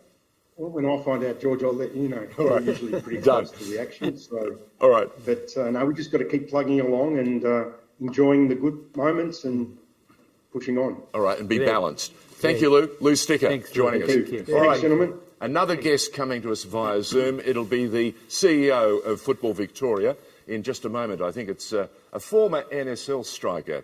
You might have seen him play a few games. Kimon Taliodoris. Do you remember Kimon in his playing day? Are you questioning my memory? Never. I would never question your memory. Never question that. What did you make of him as a striker? He strike quite well. He strike right well. Would he be in your team? No, but he was in... Is that a no or a yes? In a generation of different players. You can't compare that. If I said that something could replace Otiaboni because You see this picture here? Yeah. Paul Breitner, Roti Abonyi. That's a moment in time. World Cup, right? Yeah. Then Alston, first Australian player who was offered contract with Eintracht Frankfurt and Hertha Berlin. Then he finished in Luton Town because of his English background, which was silly decision, and he knows that. Then he went to American Pro League with Cruyff, Beckenbauer, Pelé, named them all. Noddy played against all of them. So Kimon, of course, aggressive, fast, polite. Had a nose for goals. Yes, and a different generation and different type of football under different coaches. But I dare not say that any striker was better than Noddy Alston. Would be. And Ray Bartz, may God help you. In my books, still the greatest player Australia ever produced. Can we just pause for a moment and talk about Ray Bartz? Because what people don't readily appreciate is he was given an opportunity to join Manchester United at a time... No, he was at Manchester United. Well, yes, but to sign a long-term contract, and he chose not to. Is that correct? No. No? I got it wrong? His father got seriously ill. Uh-huh. And he was ahead, you wouldn't believe, he was ahead of Brian Kidd at one stage at Manchester United. And Brian Kidd, shortly after, played for England. Yeah. And that tells you how great Ray Bartz was. The quality of the man. Yeah, amazing personality, great Australian. And that really what makes this, when you say Socceroo, dressing room is different when you walk into that room and you say Socceroos, right? Well, here's a Socceroo. He's joining us from Melbourne. I think he's ready via Zoom. Let's see. Kimon, there he goes. Kimon Taliadoros, welcome to the program. More importantly, the coach, the boss, Rally Rasic, the man who led our Socceroos in '74 to West Germany in those days, has just been pumping you up, saying that you had a nose for goals and he liked the cut of your jib. Well, that's a fine compliment. Thank you, Rally. You must be getting soft in your old age. I really appreciate the kind words. Thank you. Now, you join us at an interesting time. We've had, we're well into the second hour of our program tonight to talk about everybody united behind the beautiful game and getting more of what we can out of the A-League. And, of course, there's Archie's right in the middle of discussions talking with this next tier of clubs, the AAFC, is that correct? Who are contemplating putting some teams together and pitching for a national second division. You're right there. You're in those discussions. What is your feeling, and what can we do to tie this game ever closer and to give the A-League a boost for what promises to be an exciting new year now that it's independent? Well, I think we're in a fabulous position. We've been through a lot of turmoil over the last few years, fundamental turmoil to the Constitution, the nature of our Congress, the relationship between the professional game, the amateur game, a whole batch of fundamental issues, and they're playing out as we have been going in the last few years. The complication with COVID, I think, has exacerbated, perhaps. Yeah, and really, I suppose, in many ways, enabled us to really focus on the roadmap ahead, and at the heart of that is everyone understanding who should do what. Now, in the seat there, you can see Rally, who understood that better than anyone. Not only is the narrative important for a team, the motivation, the common sense of purpose, but each person in the team needs to understand their role. They need to understand their individual role, and they need to understand their role within the team and in pursuing the team objective. And so, you would recall there was a change in the chair, the leadership of the game. There was the divestment of the A-League. Yep. There was the welcome introduction of fine football minds who are really taking responsibility for the future of the game. And change comes slowly. It really does. And because we have the overlay of the complexity of the federated structure, that's unfortunately an anachronism, a legacy that we've inherited, that we're all seeking to solve, because we want to do things better. We need to do things better, which means understanding the various roles and having clear demarcation makes it a lot easier for us to generate the returns out of our limited resources. Can you see a way clear? Can we see a roadway and a pathway for all of us to, as you say, play our roles and make sure that we move the game ever closer? And there's something else that we needed to do, and that was to bring the divide from old and new. And from all those clubs that Archie and Warren and Raleigh remember were the great old clubs of the NSL, we've got to give them also an opportunity to dream. There's nothing more exciting than dreaming. This man here, the boss, managed to bring a bunch of part-timers to do something to finish in the final 16 of the world back in '74. That's unheard of. If I said to you, I'm going to grab a bunch of part-timers, we're going to train like hell, and you know what? We're going to make it to the World Cup. What would you say to me? What are you drinking? And how much of it have you been drinking? But he did it. That's right. And those magical stories are some of the best things about sport, aren't they? The success of the underdog and the exceptional circumstances, the resilience, the incredible achievements of unexpected achievements. But if we're to take a mature approach about our own future, we can't rely on moments of magic. We need to have structure and a sustainable plan so that we can expect to be competitive consistently, not only in grassroots in providing value for money and a magical and a wonderful experience, but looking and to go deep into all the tournaments if we aspire to be a football country. Kimon, just hold on that thought for a moment. I want to go to Archie for a second, because Kimon tells us that there's an opportunity to go forward if we're smart. You mentioned to me before the program there's a great way for us to look at marquees. They're not just a sugar hit. They don't have to be just a sugar hit. There can be a smart way to do it. Do you want to elaborate? Yeah, well, I think the marquees next year will be an important part of the A-League for sure. But I do think there's a synergy with trade and with the government to allow us to utilise the marquees and potentially not the burden falling on the clubs. So I think there's some work around a model there that potentially the corporates who want to, really partner with the government to do trade deals, and Kimon and I have talked about this a couple of times.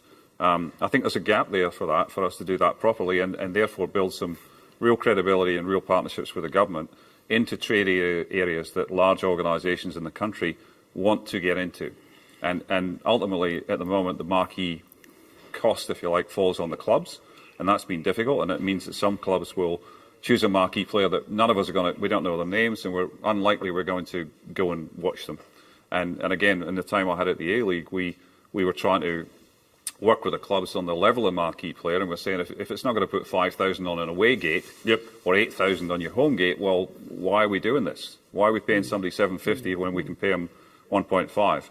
But the burden still falls currently on the clubs, and I think with some thinking around there, with the right people in the chair and the modelling, that we could partner with the government, partner with trade, of the country, and put it into countries and locations where we not only sell our wares, but we can build a football relationship with them as well. So I think football politics. Yeah, and I think sometimes, partly because of some of the people we've had running the game, they don't really understand how big the game is in those parts of the world. And now I think we have got people who understand that, and I do think if they actually, I've said a few times, we squeeze a lemon and we throw it away, in football. And I love people, to throw away a line is normally there's no money in football. I think there's a huge amount of money in football for the right offer and for the right outcomes. So I noticed Kim on shaking his head, agreeing with you. Well, I mean, that's only an idea, but I'm saying that's the sort of thinking we need to have about the game, because that gives us a competitive edge. Yeah. The AFL can't touch us, the NRL can't touch us, cricket can't touch us.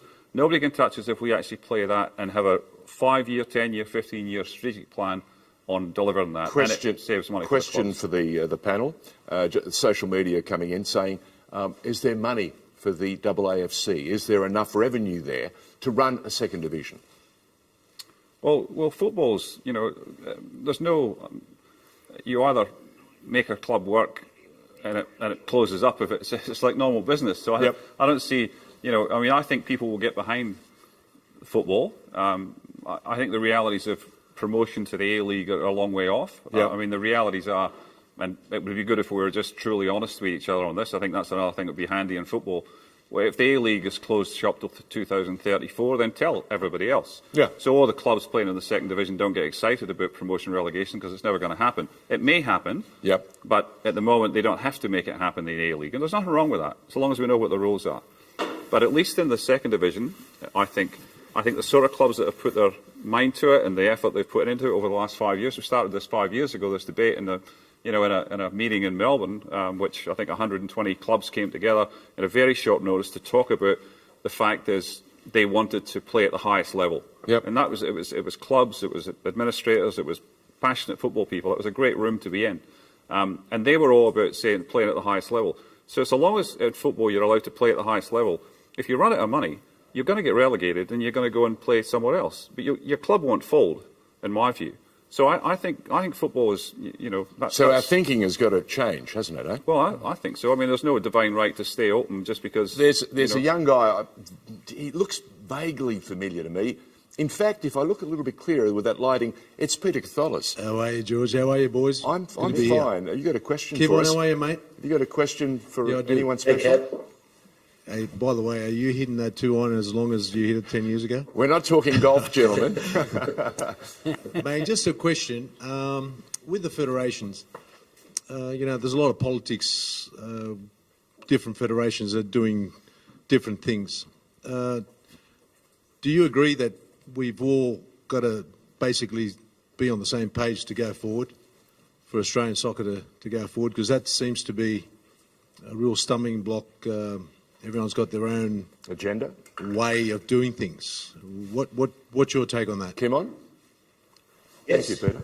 The answer is yes, Cam. The answer is yes. Of course it is. Of course we have to be on the same page, and the appetite exists for that, and it's existed for that for the last few years. But for COVID, I think we'd be significantly better off. That's why I'm particularly optimistic. I realise that there are indicators at the moment that are not favourable. They're not necessarily trending in the right direction. I'm confident, though, the fundamentals that underpin many parts of the game are making progress. I genuinely believe that. And as a result of that, I do believe that we will see an uptick. The member federations, the states, we've inherited a historical legacy, and Warren would understand this as much as anyone being involved in politics and the challenges of federal and state responsibilities in health and education. We have to untangle these, untangle them, and a clarity of thought and purpose, I think, is the only way we can do that. And yet we still need to operate within a federated country, and so finding that balance is our task. There's no doubt, and I can assure everyone on this broadcast, that there's a unity of purpose in achieving that, and that's why I can comfortably sit here and be ambitious and enthusiastic about what lies ahead. Kim Tomalaris. Warren, your thoughts? Yeah, I tell you what, I'm only 26, and as you can see, the politics of federation has really worn me down, because I used to spend 99% of my time arguing with state and territory governments about trying to get things done. You're right, it is something we've inherited today.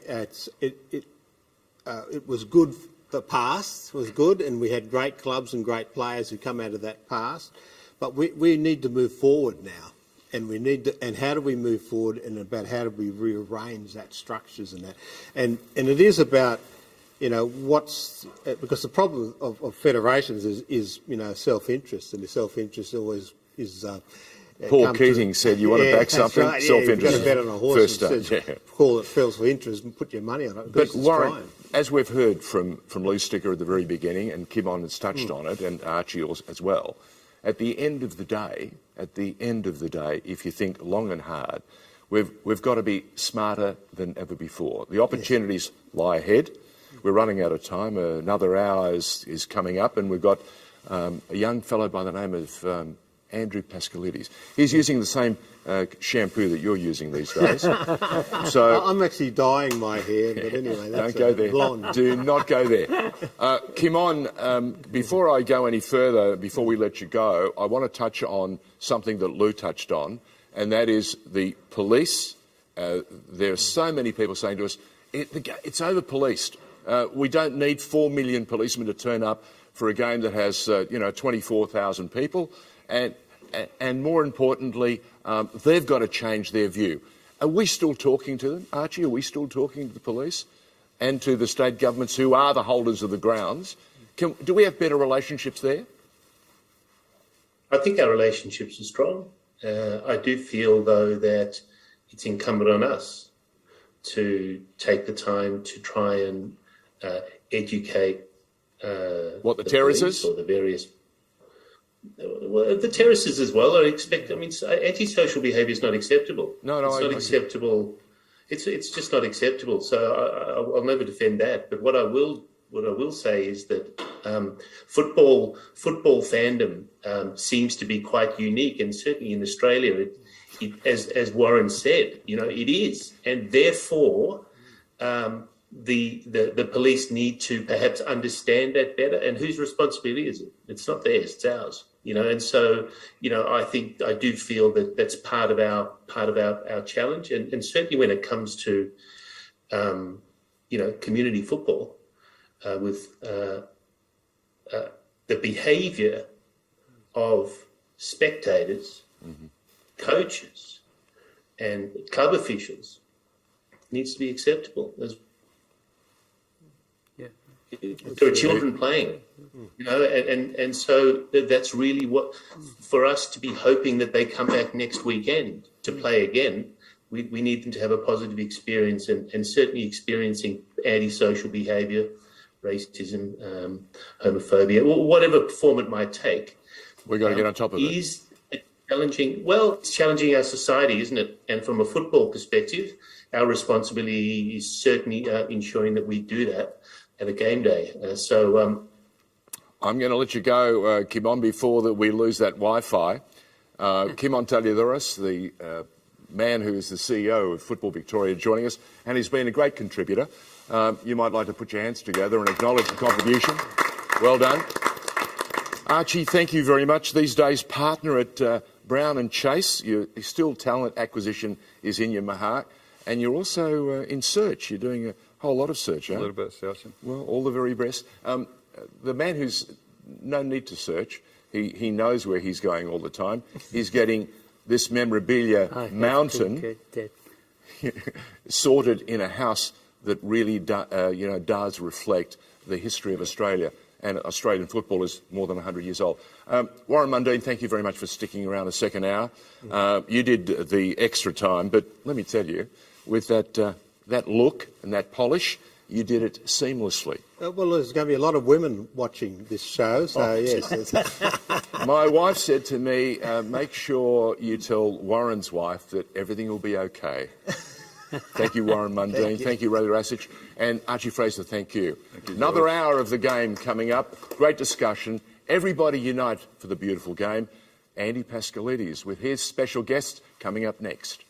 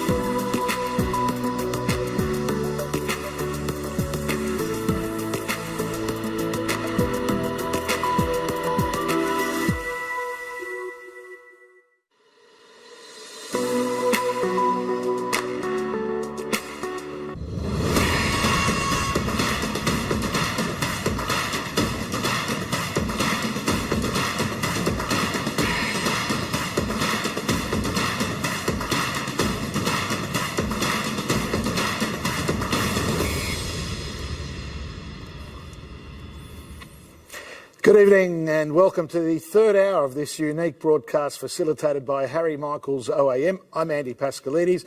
I'm a football tragic. I've been involved in the game for now 50 years. I started playing when I was 9 and it's just breathtaking to be back to where it all began for me. My first appearance on Australian television was right in this studio with Les Murray, God rest his soul, with a wonderful show that Harry produced here called Soccerama. It's been an absorbing 2 hours. If you've just tuned in and missed the first 2 hours, don't panic. You can watch it back on YouTube again. It's going to be there forever. So let's go straight into this last hour. It's a unique mix, and I'll start with the lady that's getting her first opportunity to talk about football because she represents the future of the game, and I'm talking about Angelica Georgopoulos, who has many hats as Strathfield Strikers Junior Vice President. I mean, Football Australia, Football New South Wales Game Development Officer, Football Community Champion for the Women's World Cup bid, and. God bless you, Angelica. Great to have you here. The one and only Peter Katholis, a man who has played at both NSL level and Australian level, of course, with the Socceroos, has won 3 titles playing for the likes of Archie and Marconi Fairfield, of which one of his coaches is in the studio, the one and only Rally Rasic, and also had a stint in Greece. The cat, Peter Katholis, good to see you here.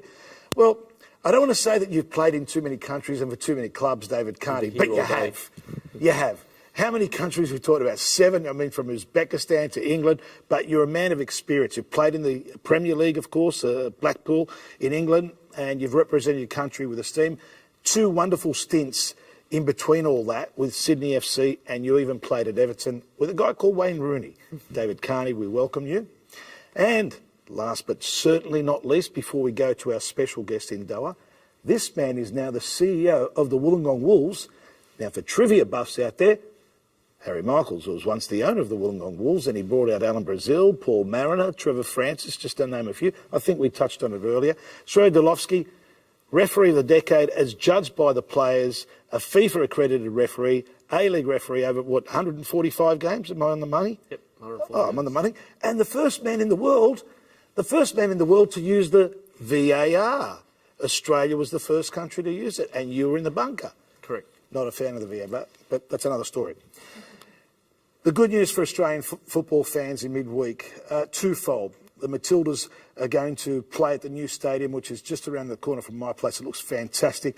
They'll be playing Canada later this year. But the Socceroos got through that first crucial hurdle, and now they face Peru for that spot at the World Cup, where we've been playing ever since 2006 after a 32-year wait. And all of us, well, I'll kiss the cross before I go to Doha. James Johnson is the CEO of Football Australia. He came in December 2019. It was a tough initiation when you think about it, going through a pandemic and trying to restructure the game and get us back on the right track. And we'll cross now to James, who's in Doha. James, how you going, mate? Hi, Andy. I'm doing well, thank you. Great to see you. I'm just a quick one. Is Lou Sticker your agent? I wish Lou Sticker was my agent. What a man he is. He gave you a huge rap, and it's probably one thing in the game that I don't mind asking you this. He said having football people in the key positions of the game is crucial for our future movement.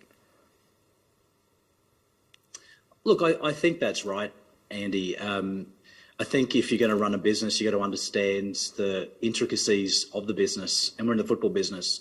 So naturally, I think football people need to be at the table and making decisions so we get the right outcomes for football. So I would agree with that.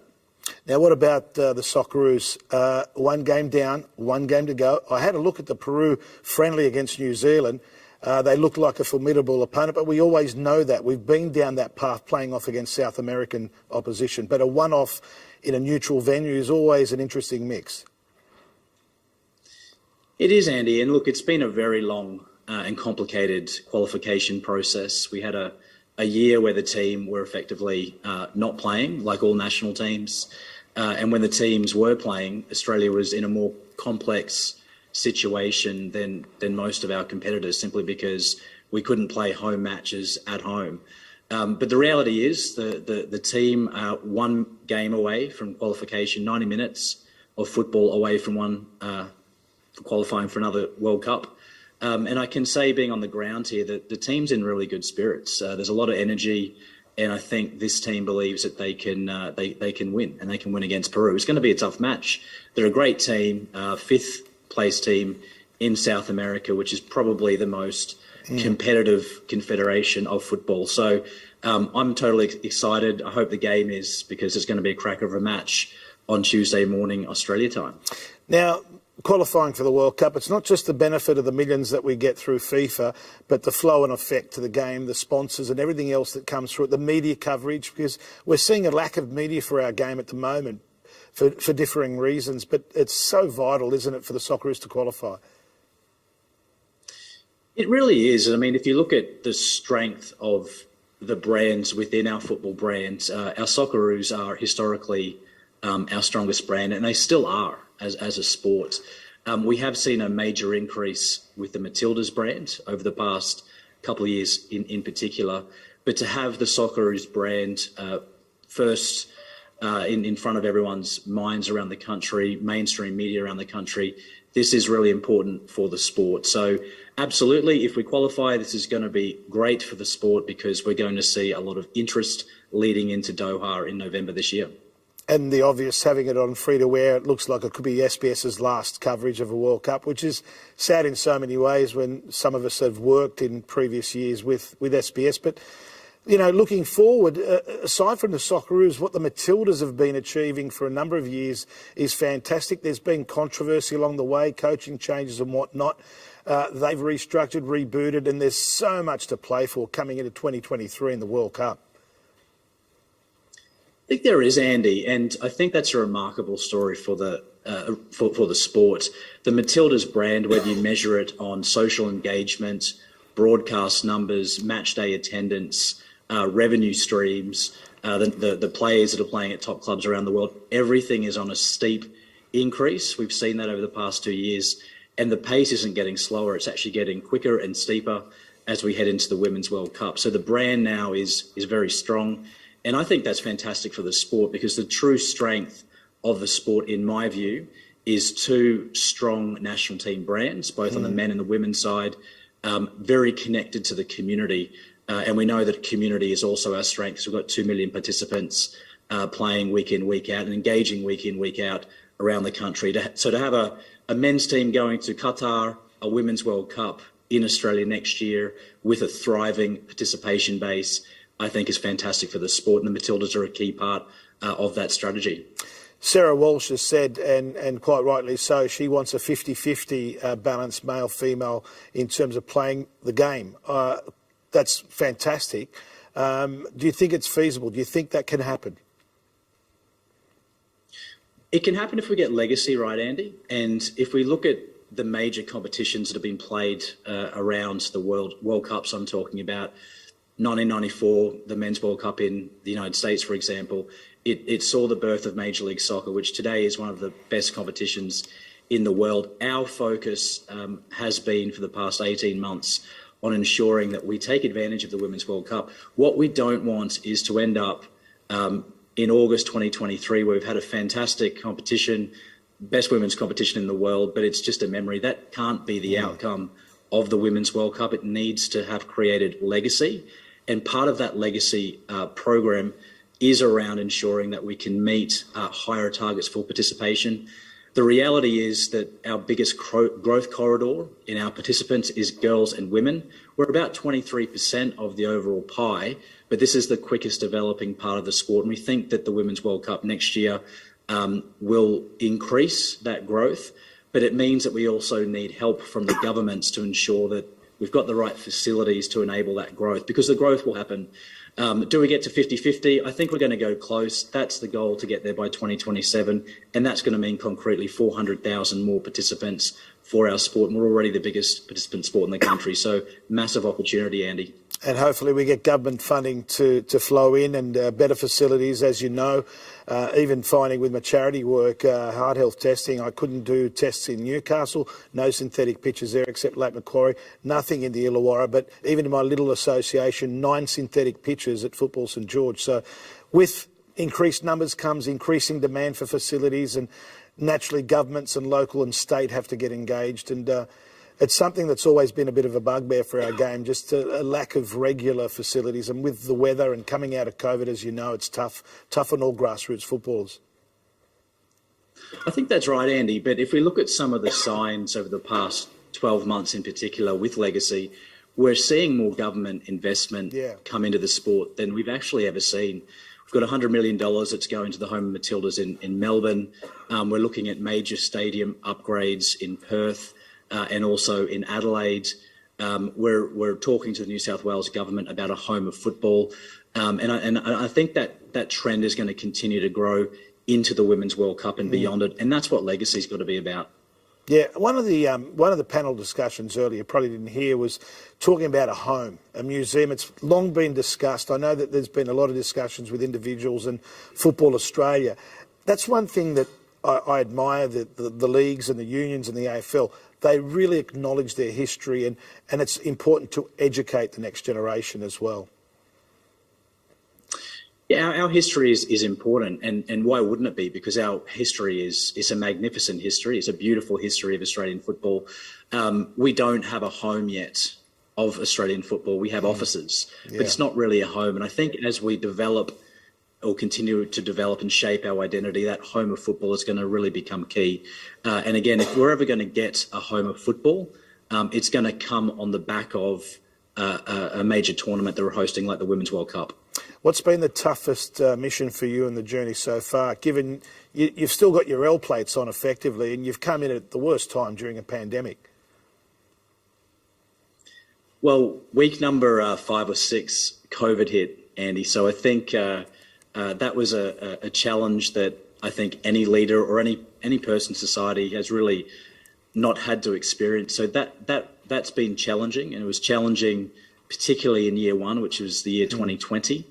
But I think as a sport, we're pretty geared towards these sorts of challenges. We're very resilient as a sport.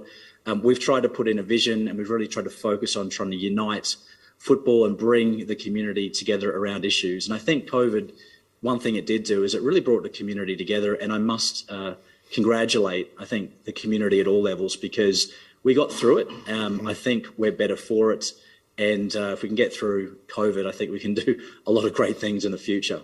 A fantasy story, wasn't it, for John Aloisi and Western United? And hats off to them. It's one thing also with the A-League, obviously not under your structural control so much now. It's a separate entity.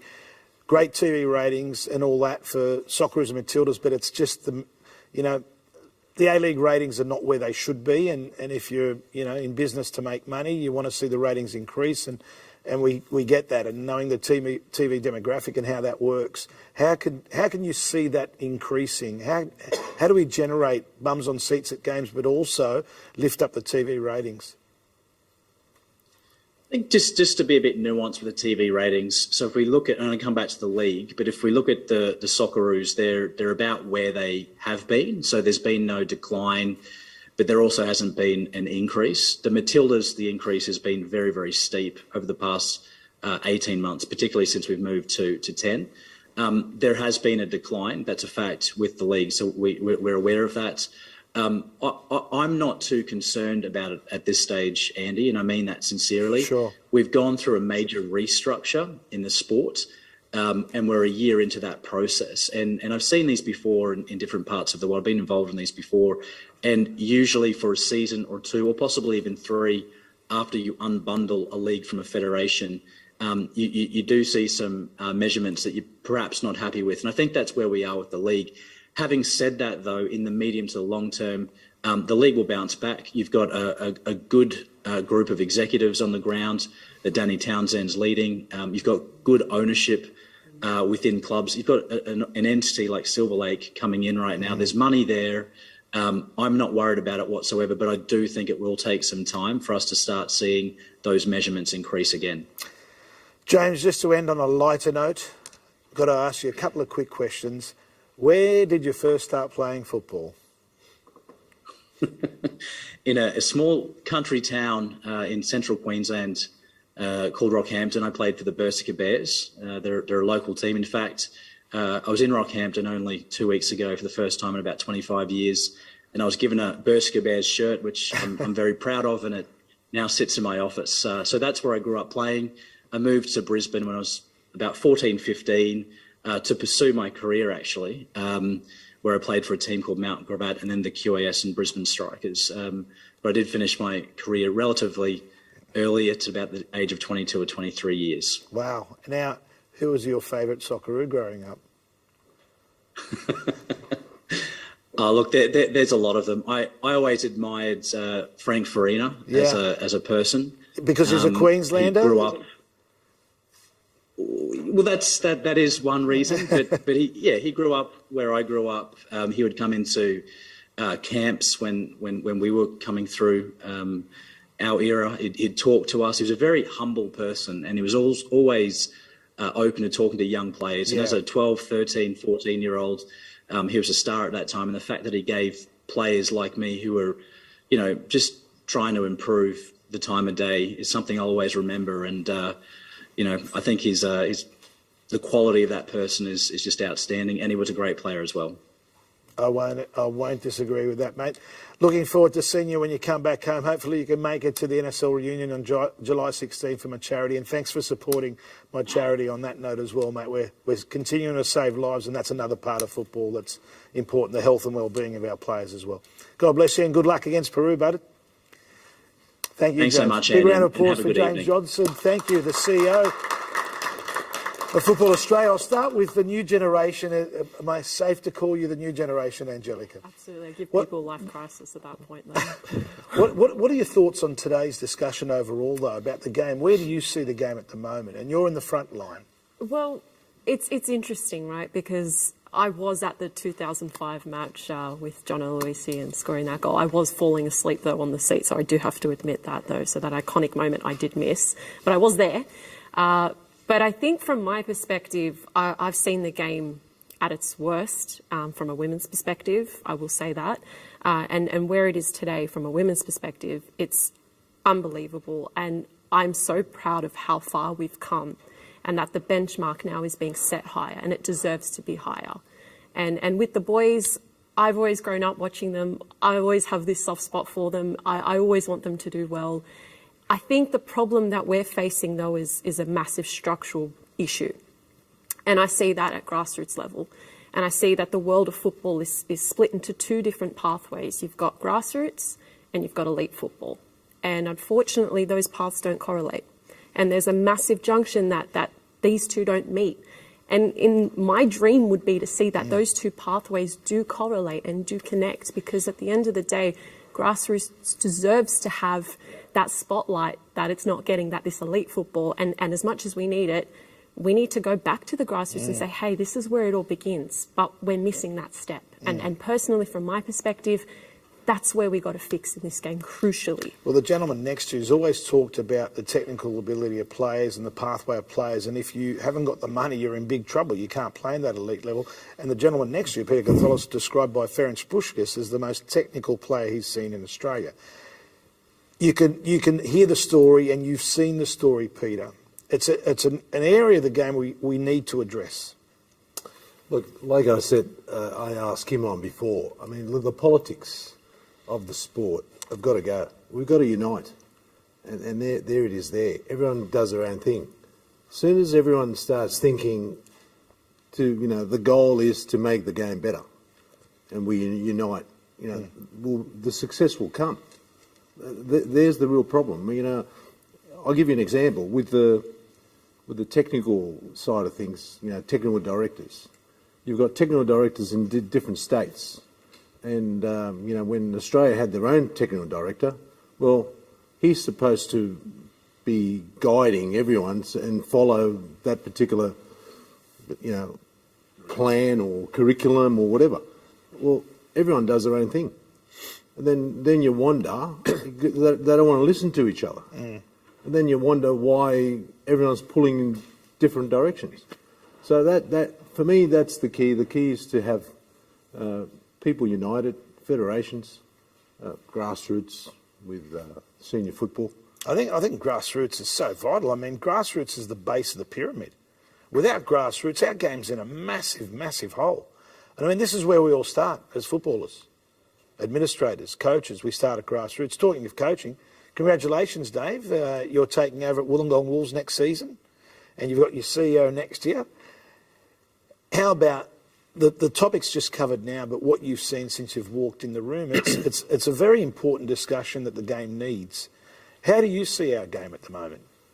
Well, yes, obviously grassroots is very important, but the things I keep hearing regarding parents from young age now is the money, paying money for the kids to stay in the game. And I'm not being funny, but sometimes the best players aren't from the healthiest of backgrounds. So I think, I don't know what we can do about that, but regarding good players and give them sort of an education to get to a path, like I think losing the AIS was a big mistake. Massive. You know, massive mistake, because I remember when it was a path for me to go to Everton, if I didn't go to Everton, I was going to go to AIS. You were 16? 16, but if I didn't make Everton and you go AIS, where I was going to go, you know, so... And a lot of the good players back in the generation, even before I was there, a lot of good players came from the AIS. But talking about grassroots, you need to get in the grassroots to become good enough to get the AIS. But if money is an issue... You're in trouble. You're in trouble. God knows how many players we've lost. That's right. Because the other sports make it affordable for kids to play. Your AFLs, your rugby leagues. Exactly. And that's always been the hardest part of the equation. When you're a young family, you've got 2 or 3 kids, and they're all good players. You mightn't be able to afford for them to get the proper coaching that they need.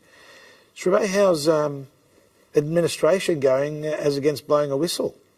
Yeah, it's actually, you know, last couple of years I've been with Football Australia as Director of Referees. So when I retired in 2016 and basically became the face of the VAR, then I moved into administration after that and was head of referees basically the last couple of years, and then moving into the CEO at the Wolves, I guess, you know, it was a pretty simple transition for me. Whether you're dealing with coaches on a weekly basis or CEOs, you know, you're dealing now with state, local governments and grassroots to you know, everything that's been discussed. Totally agree. It's amazing nursery, Wollongong. You're looking at the gentleman next to you, your Luke Wilkshires, your Scott Chipperfields, your Checkerleys and Petrovsky. I mean, there's so many players. It sort of does frustrate me that you do not have representation on a national level. God willing it comes, because Wollongong is sort of lost in the cycle at the top end of the game, and it has been for a number of years. Absolutely, and you know, I started on the 1st of May, 1st of March, and one of the first things I had to do was appoint a new coach for next season. But I think it's fantastic that, you know, these types of things are happening. There's discussion. It's really, really important, because I agree, we need football people in the game that understand at all levels of the game. And I also agree that grassroots is where it starts from. So if you get the foundation strong, everything moves forward from there. Angelica, what's the message you're getting at grassroots football week in, week out? Because you're not only playing, you're coaching, you're mentoring. How are you seeing the framework now? Because we're coming out of COVID, so the season's in full swing outside of washouts, but thankfully at your ground, you've got 2 synthetic pitches. Well, the big one that I hear on the sidelines, it's an expensive sport, and not from just a single player perspective. I'm talking, if you're looking at a football family, you know, you've got 2 kids, say, dad plays, mum's now playing. That's over $1,000 right there. And I've got families turning away from the game because of that. And I know we've talked about it before, saying, you know, if you're looking at a single child, no, football is not expensive. But from a grassroots community level, football is very expensive for a football family. So I think that's the biggest issue that I'm facing right now, is how to keep kids in the game that can't afford it, families in the game that can't afford it. How do you see the top end of the game? Top end of the game, I don't think I'm allowed to say it on TV, but I think... Say it, uncensored, unedited. I think we've got a lot of princess behaviour. I think there's a bit of, and I use that word because that's what's coming across. It's this level of entitlement, and I deserve to be here because I've paid my way to get here. And unfortunately, that's showing on the field. And I know that's a bit controversial, but from my perspective, it looks like we've just bred a bunch of kids that have paid their way through the game. I'm not going to answer that. I'll leave it to the panel. You guys can. But Cat's shaking his head. He doesn't want to be thrown under the bus. I'm going to get into another. This is a good point, Cat. This is. Dave, you got anything to say? I've just started coaching, so that's the last question I know. I totally agree. Almost back 30 years ago, it was the grassroots. There was the intermediate, which was basically like the real academy or representative team, and then you went on to the old NSL or whatever. So I think the pool is now diluted with academies, and there's 20 academies over here, and you've come from the Socceroos, or you've got a name and you create an academy. And NPL players, we talk about junior kids are paying upwards of $2,500 per child per season. So we speak about two kids in that system that have talent. That's over $5,000, $6,000. What about this one? You make state team these days. Before it was an honour. You make the state team. They take you away, trips or whatever. Now they want to charge you. They want to charge the parents for the gear and to go away. What sort of crap is that? I mean, yeah, and that was truly representative. That was truly representative. You make the state team. It's an honour. I remember the day, and that's what it was. Well, you remember when you play for your club. If you're good enough in your association, you represented your association. You weren't allowed to leave your association. So the pool of players that played rep football came from there. Unlike parents moving their kids from club to club to club. And the best part of it was you represented your association and you didn't pay. You were treated like the best of the best, and you felt honoured. Of problems which they need to sit down and sort out. The thing is, they've got to basically talk to each other. Keep the egos off the table, and that's what they've got to do. At the end of the day, marketing the game. Look, marquees. The marquees that we've got, they're not the top. They don't attract. It's hard, Pete. Look, I'm telling you, it's hard. And I'm telling you, coming from wearing my commentary hat in India, where I've been for 7 years, right? They started that league. The Del Pieros and all these players were going up there, right? Kale played there. His last season of football was there. Dave Williams has just had a standout season. He's moved to Mumbai, which is City Football Group.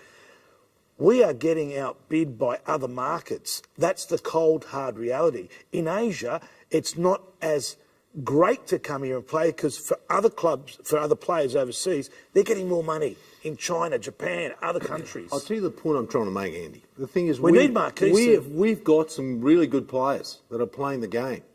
Everyone's having a go about the quality, blah blah. We realise the quality could be better, but we still have a good product. The problem is, the TV numbers have gone down. Well, guess what? The Paramount application. How many people can get the Paramount application to watch the games? I'll tell you, my handle on that as a viewer, right, and as someone who's worked for pay TV and free to air, SBS, how good was it? Rush home Saturday, World Soccer with Les, music highlights of the player having the birthday, Sunday morning Serie A with Martin Tyler, on the ball with Johnny and Andy, match of the day Sunday night, Olympic highlights Monday night, all for free, one place stop. Now, I'm going to get Stan for Champions League. I'm going to get Optus for Premier League. I'm going to get beIN Sports to watch La Liga. Oh, geez, Paramount. We've got boxes everywhere. Where do I stop? How do you feel about it at home? It's just incredible. I just want to be able to pay one service provider, and I want to see whatever football I can get from around the world. Andy, just to jump on that, some of the kids I coach, I've got girls who've never watched a football match in their life. And that shows on the field. Watched? Yeah, never watched a football match in their life. And that comes from the culture of not being able to watch football. And I think part of the crisis that I'm facing, even in the women's game and the men's game, is that we've got kids that aren't watching the game. And you can't learn if you don't watch. And I think that's a very good point. You can't learn if you don't watch. You can be coached, but repetitive watching, players want to emulate the heroes they see on TV. I can tell the kids that watch football every day. I can tell. You can see the vibe that they have on the field. They're hungry for it. The kids that don't know what a striker is are running around the pitch, and I can tell because we haven't established a culture of sitting down as a family watching the football. The ethnics do. In my background in Greece, I know we all watch it at the Barea. We sit there and we at the the clubs and even the coffee shops. There's no culture of that here. We don't have coffee shops watching football. Gafanio, you know, we don't have that. And I think that I thought it was at SBS for a while there. Sorry. I think it is a little bit of a cultural issue in terms of embracing that that ethnicity that is what football is. I mean, you go around the world and football is the culture. It's not about creating a home of football. It's making Australia the home of football. It's not one singular place. It has to be everywhere, in my opinion. I agree. I think what Benita said earlier too about we've got to accept we're number 2 sport. We're the biggest participant in sport, but we sometimes hide behind that shadow and beat the drum and, we are the biggest sport. Well, we're not. We're not in terms of what we should be doing as a game moving forward. And talking of moving forward, one part of the game that it's hard because we were so touched by it, and it goes back to what Dave said about AIS, the golden generation. We're all waiting for that next golden generation, Dave. And it was hard for players like yourself because you were coming through at the national team level as the golden generation was pretty much in a way tapering out. Do you ever think we'll get there again? I mean, we had how many players playing in the Premier, say in Europe, in that Socceroo team, pretty much the starting 11 were playing for top leagues in Europe. Everyone. Yeah, pretty much everyone. It's hard to say. It's really hard to say, really. I think watching the Socceroos lately in the last, say, 4-8 years, it's the turnover of players. We're not getting a consistent team every time we watch them. And that's hard to watch, where back then... You knew who was in the starting 11. Who was starting. He's starting, Kuehl's starting, Duke's starting. Even if it was 11, 16, you sort of knew. At the moment, we're watching them the last 4-8 years, pretty much the last 4 years, even this World Cup qualifier campaign we've had. It's a different team every time we watch. Not just different, sometimes it's different 8 or different 11, We don't know who we're going to watch. Injuries don't help, don't get me wrong, and players not playing at the top level anymore. It's really hard to watch because of that. But then, so it's very hard to see who's going to come through when there's a constant change all the time. Just getting a question on social media, which way should we go for? Marquee players or a specialised TV show? It's an open question. I can see why you'd say TV show, because I think that one way you can generate television interest, look at your core market. Your core market are kids. So there's nothing there for kids. I believe football is broadcast to a male-centric audience. Now, you've lost an audience already, which is your grassroots base. Create a show around them, a specialised TV show. Then market the heroes. So those kids want to emulate the heroes that are playing in the A-League. And all of a sudden, there's that connection. But anyway, I've answered a question. Sorry about that. I think for me, Andy, and looking at it from a Wollongong point of view and just our area, but the focus has completely changed in Australia regarding football. For me, previously the focus was on development, and we developed players through grassroots, through to elite, AIS, and there was programs for that. Now the focus is all about money, right? Each member association, each association, they're only worried about their own bit of turf. They're only worried about how many academies we can create. It dilutes the players, right? And because we dilute the players, we have a situation now where the cream don't rise to the top. So these kids that can pay their way through, and that is easily the way to say, oh, you're made it because your parents can afford it, or your dad's in the club and sponsoring, and you're paying it. That's the focus. And with that, those players dilute, and the best won't come to the top. So for me, previously the focus was on development. We had the AIS, and that was pure in regards to each association. And if we talk about Wollongong, now in Wollongong we have many different academies and pre-SAP, and there's this and there's that, where before it was grassroots and the best of the best come through to this, it was called Illawarra then, and you played for Illawarra. That was basically the Wolves youth team, and then you played for the Wolves. So that was the pathway. Now, there's too many academies, too many delusions, and people, ex-players, nothing got to do with ex-players, but anyone that with a profile has an academy, And parents get fooled by that, right? Saying, "Oh, I'm guaranteed to go to play for the Socceroos," or we have a you're right going to get a go. European club. There's going to be scouts or a connection, right? So what happens is they don't go through the proper pathway, as I see it, and this is a problem for me. And we talk about communication and people talking to each other and egos aside.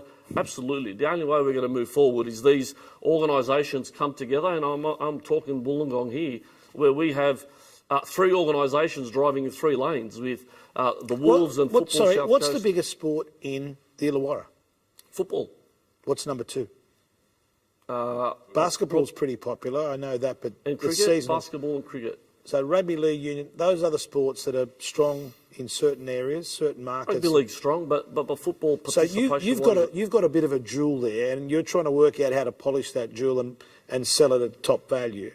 Now, I'll tell you one thing about that AIS, and I used to love going down there and film the boys there in camp, and you turn around, they're all future Socceroos, pretty much, you know. When you played, Pete, and it was before your time, David, one of the good things I saw in terms of development of player, of young talent, was the National League would be played at 3 o'clock. At 1:15, the National Youth League would be played. So these kids, 16, 17-year-olds, are playing before Peter Catholis and Kalantzis and Patikas and Riskopoulos and so on. And then sometimes a few of them are sitting on the bench and then getting game time. I thought that was very good for the development of young boys. That was crucial. But let me tell you another thing. I never went to the AIS. You didn't need to. Nor did a lot of other players. The other thing is, we played with our mates down the park. Yeah. How many kids you see go with their mates and play down the park these days? No. It doesn't exist.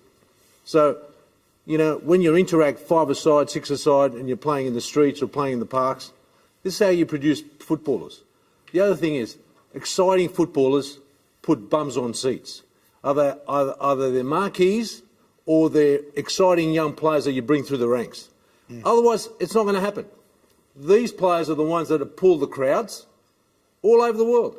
Clubs go and get marquee players, get top of the range players, players that can make a difference, players that are creative, players that are exciting.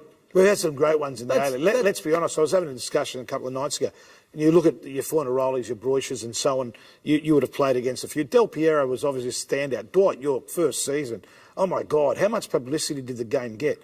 Now, you go looking.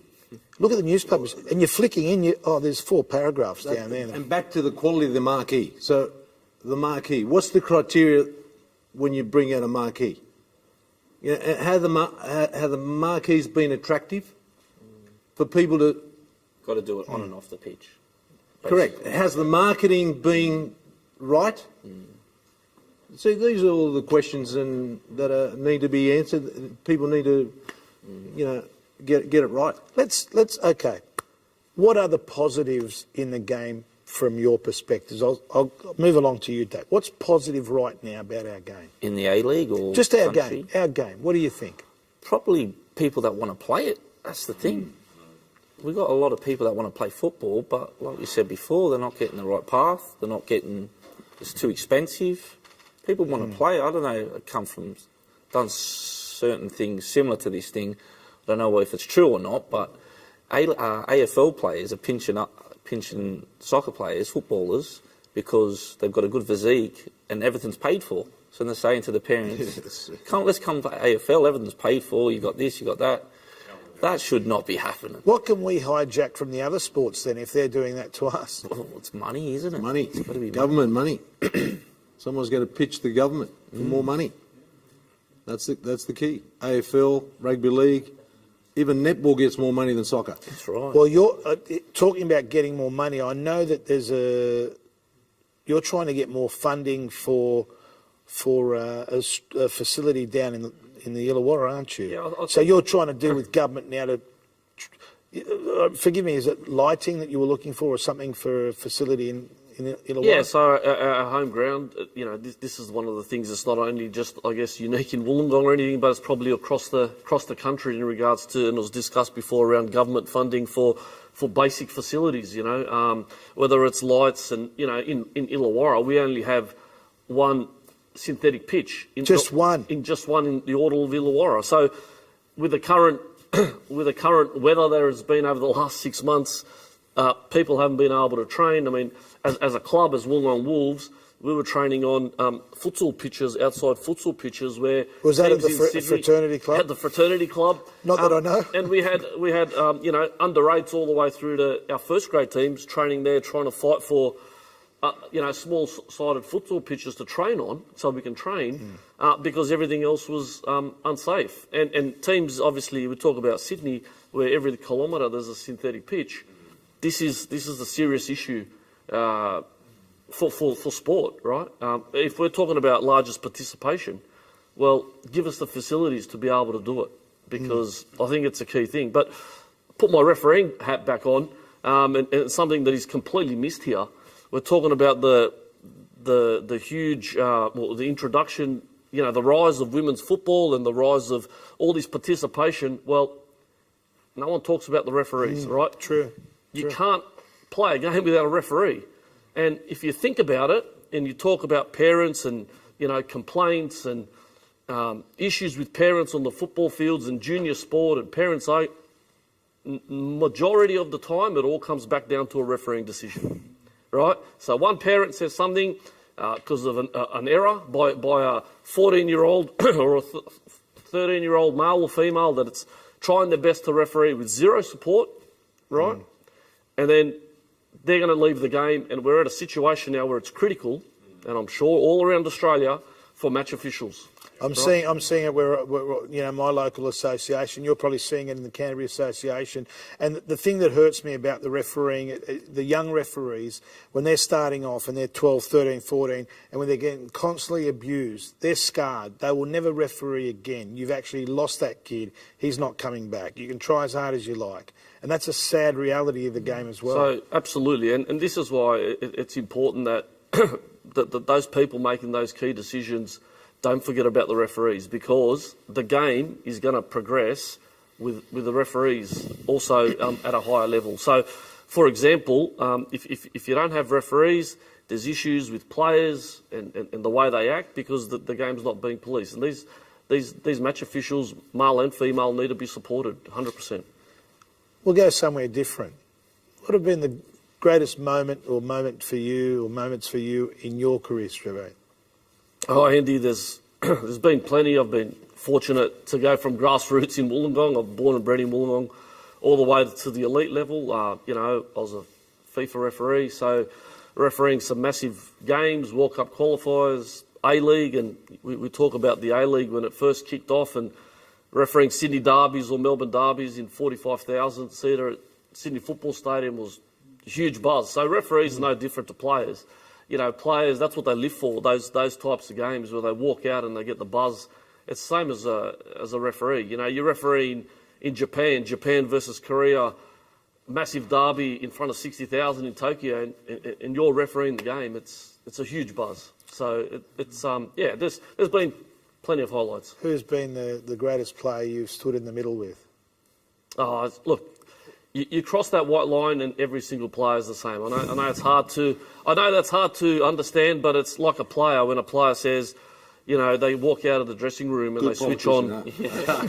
Typical ref answer. Yeah, but look, the Del Pieros and the Beckhams and some of these players that you mix with that you see on TV, but also.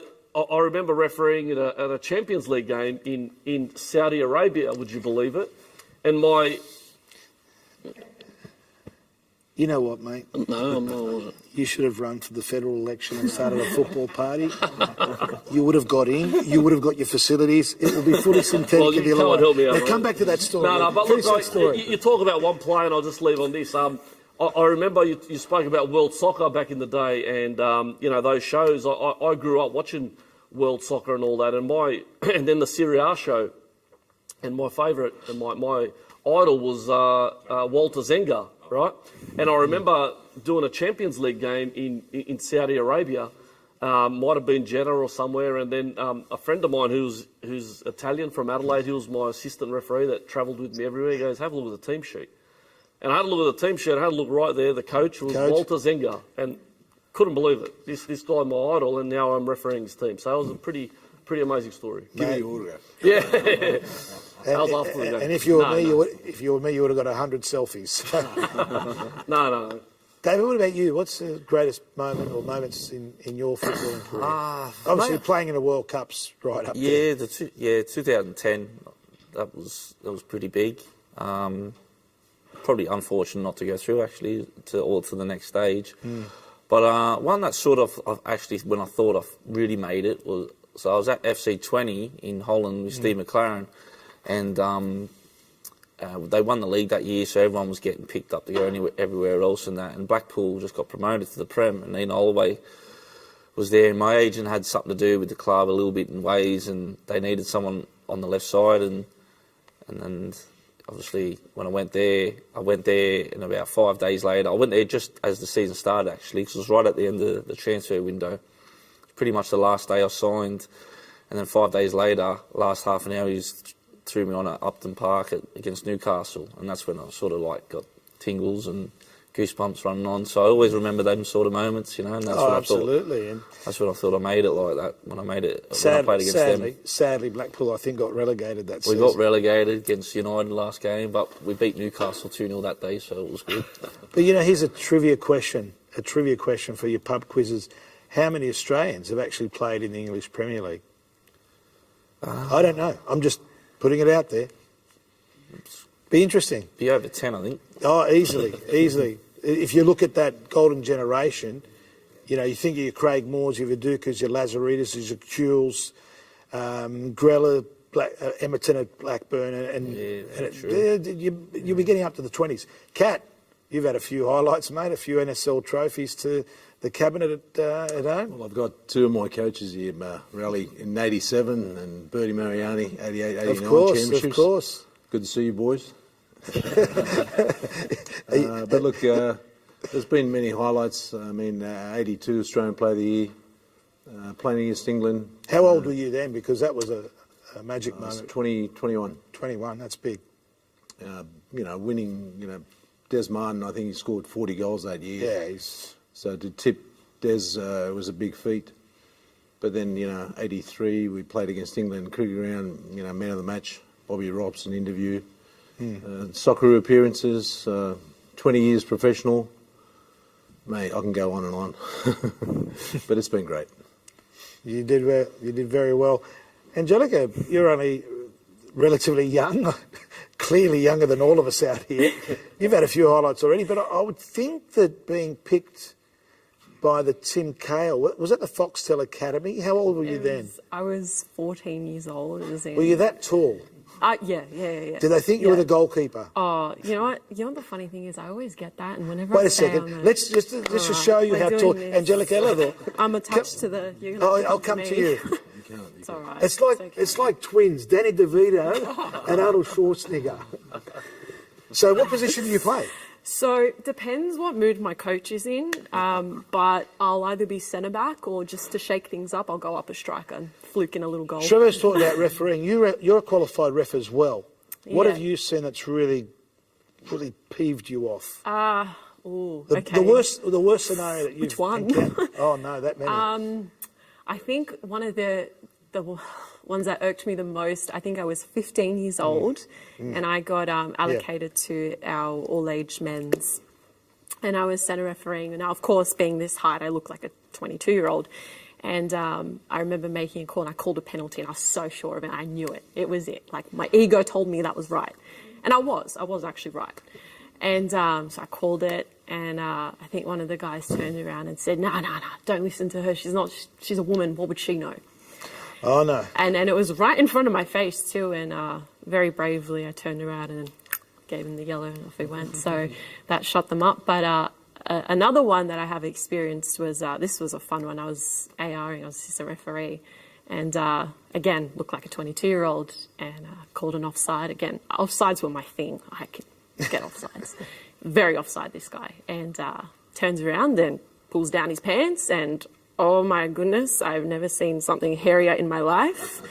But this is not SBS at the moment. I left SBS in 1994. So that's definitely up there as well. How many weeks did he get? Oh, The best part is when I turned around and said, "Congratulations, you just moved an underage girl." I was 16 at the time. Oh, and no. So This was senior men. Life band. And I was there for the hearing, and I stood my ground. I was so happy to see him. And you're still in the game. But I think Andy, it's a very good point. And actually, all jokes aside, that is unacceptable behaviour. That player should have got a year at the very least. Absolutely. Make a statement, and sometimes associations are too damn soft on certain individuals. I agree. But the point that I want to make here is regarding refereeing, and again, I put the referee hat on, is even at that young age when a lot of the young referees take refereeing on board about the 13, 14, 15-year-old mark, they do that because for a bit of extra cash, and also I think, in my opinion, that's a great time to get those kids to learn, but also gives them some life experience. Refereeing gives you life experience. You know, the big words that you learn in school. Confidence. Well, confidence, management, resilience, they're all the big words at school. And I approach a number of schools and associations and federations to say that we should be rolling out refereeing programs at school, right? Because they're all the big words at school. Refereeing teaches you that. Also, from a financial point of view, you get paid. Yeah, right? So you know what you do with your money. So they're life experiences that you're teaching kids at year 10, year 11, year 12. They shouldn't be doing these. And then basically when they have school games and that, you have the referees. You take 5%, take 2% of those kids from schools that go on to become refereeing, become referees and refereeing the game.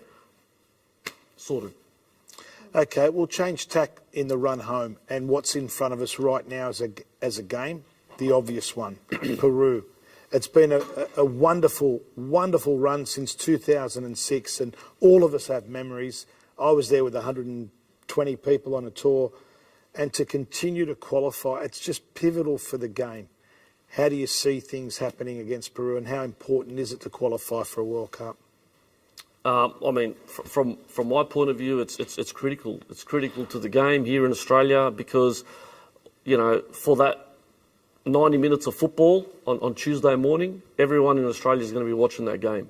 And I think James said it before, if you qualify, then everything comes on the back of that. Everyone hops on the coattails and we get that sponsorship, we get that interest, but not only from fans, but then local governments, state governments, federal governments hop on board, which is, you know, we're talking about lights for a facility. But this, it just goes across all those areas. I'm gonna walk over to these two gentlemen because I just want to get a closer narrative. I've played for Australia once. It was a game of indoor football in 1984. So I technically cannot polish your boots. What does it mean to wear that green and gold shirt and wear that emblem right there? What does it mean?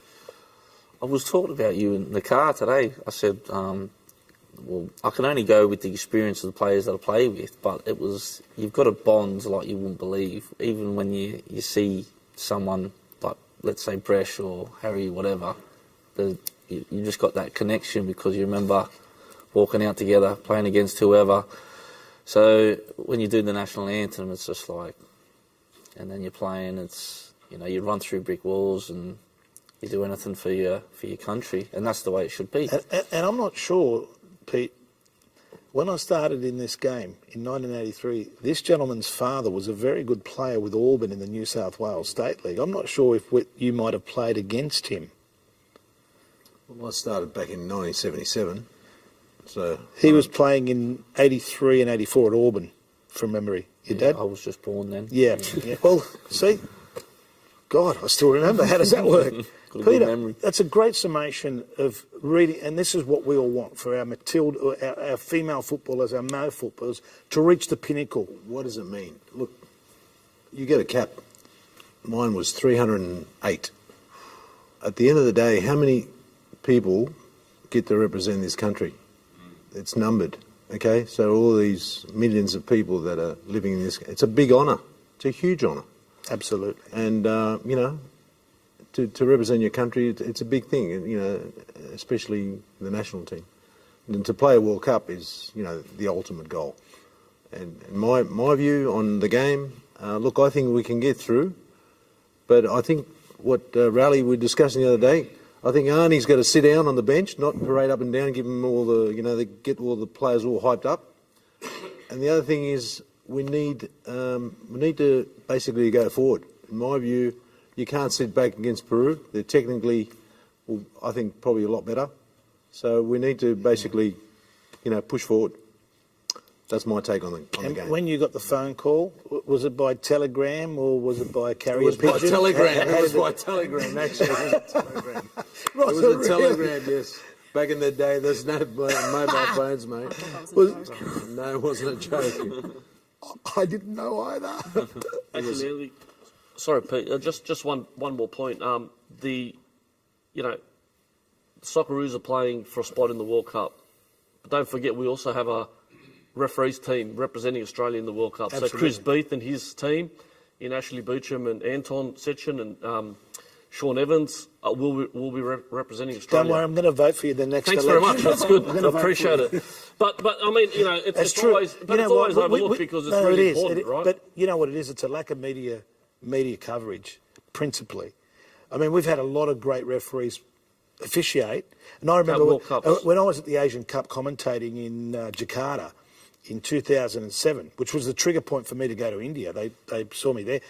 I spent a lot of time with Mark Shield. I didn't realise how good a referee he was outside of his country when you see him in those conditions, because people forget. They just assume, it's all the same wherever you go. No, it's not.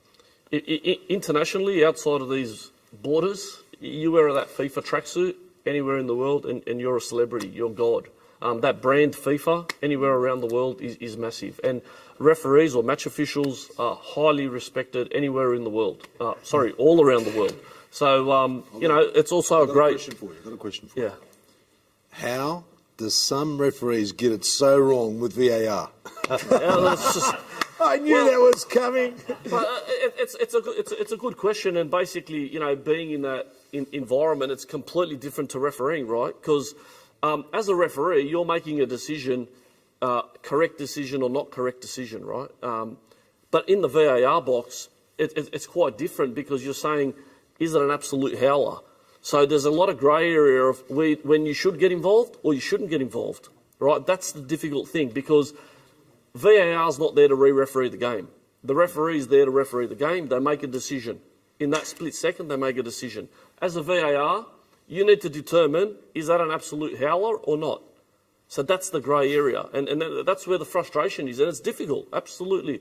But for me, I think the most important thing is education. I think it's been mentioned a couple of times tonight, is if you educate the public, at all levels of the game, spectators, at grassroots, education is going to be able to help a lot of things with the laws of the game and the rules, because a lot of people and a lot of issues that become from, games and whatever, is people just don't understand the rules. That's the difficult thing. And the rules tend to change a fair bit too. So every year. I'm lucky because John Parker gives me an updated rule book each season before I go to India. If you want to talk to me about handball, I think we'll go to the next. No, we've got the legend himself, Mr. Raleigh Rassick, who's been here all day. He wants to say, you've got a question or you want a statement? You want to make a statement? What's your preference here, Mr. Rassick? Football royalty. I just want to say something that whatever Graham Arnold and the boys who wear green and gold, best wishes on our behalf. As young Carney said, when you hear the sound of the national anthem, nothing in the world can match that. And let's wish Socceroos, irrespective if we have, of course, different opinions, right? We are entitled to that. But that's our country, that's our anthem, that's our team. Let's wish them good luck against Peru from this room. Well said, Raleigh. And just closing comments, last comment from you, Angelica. We always save the best to last.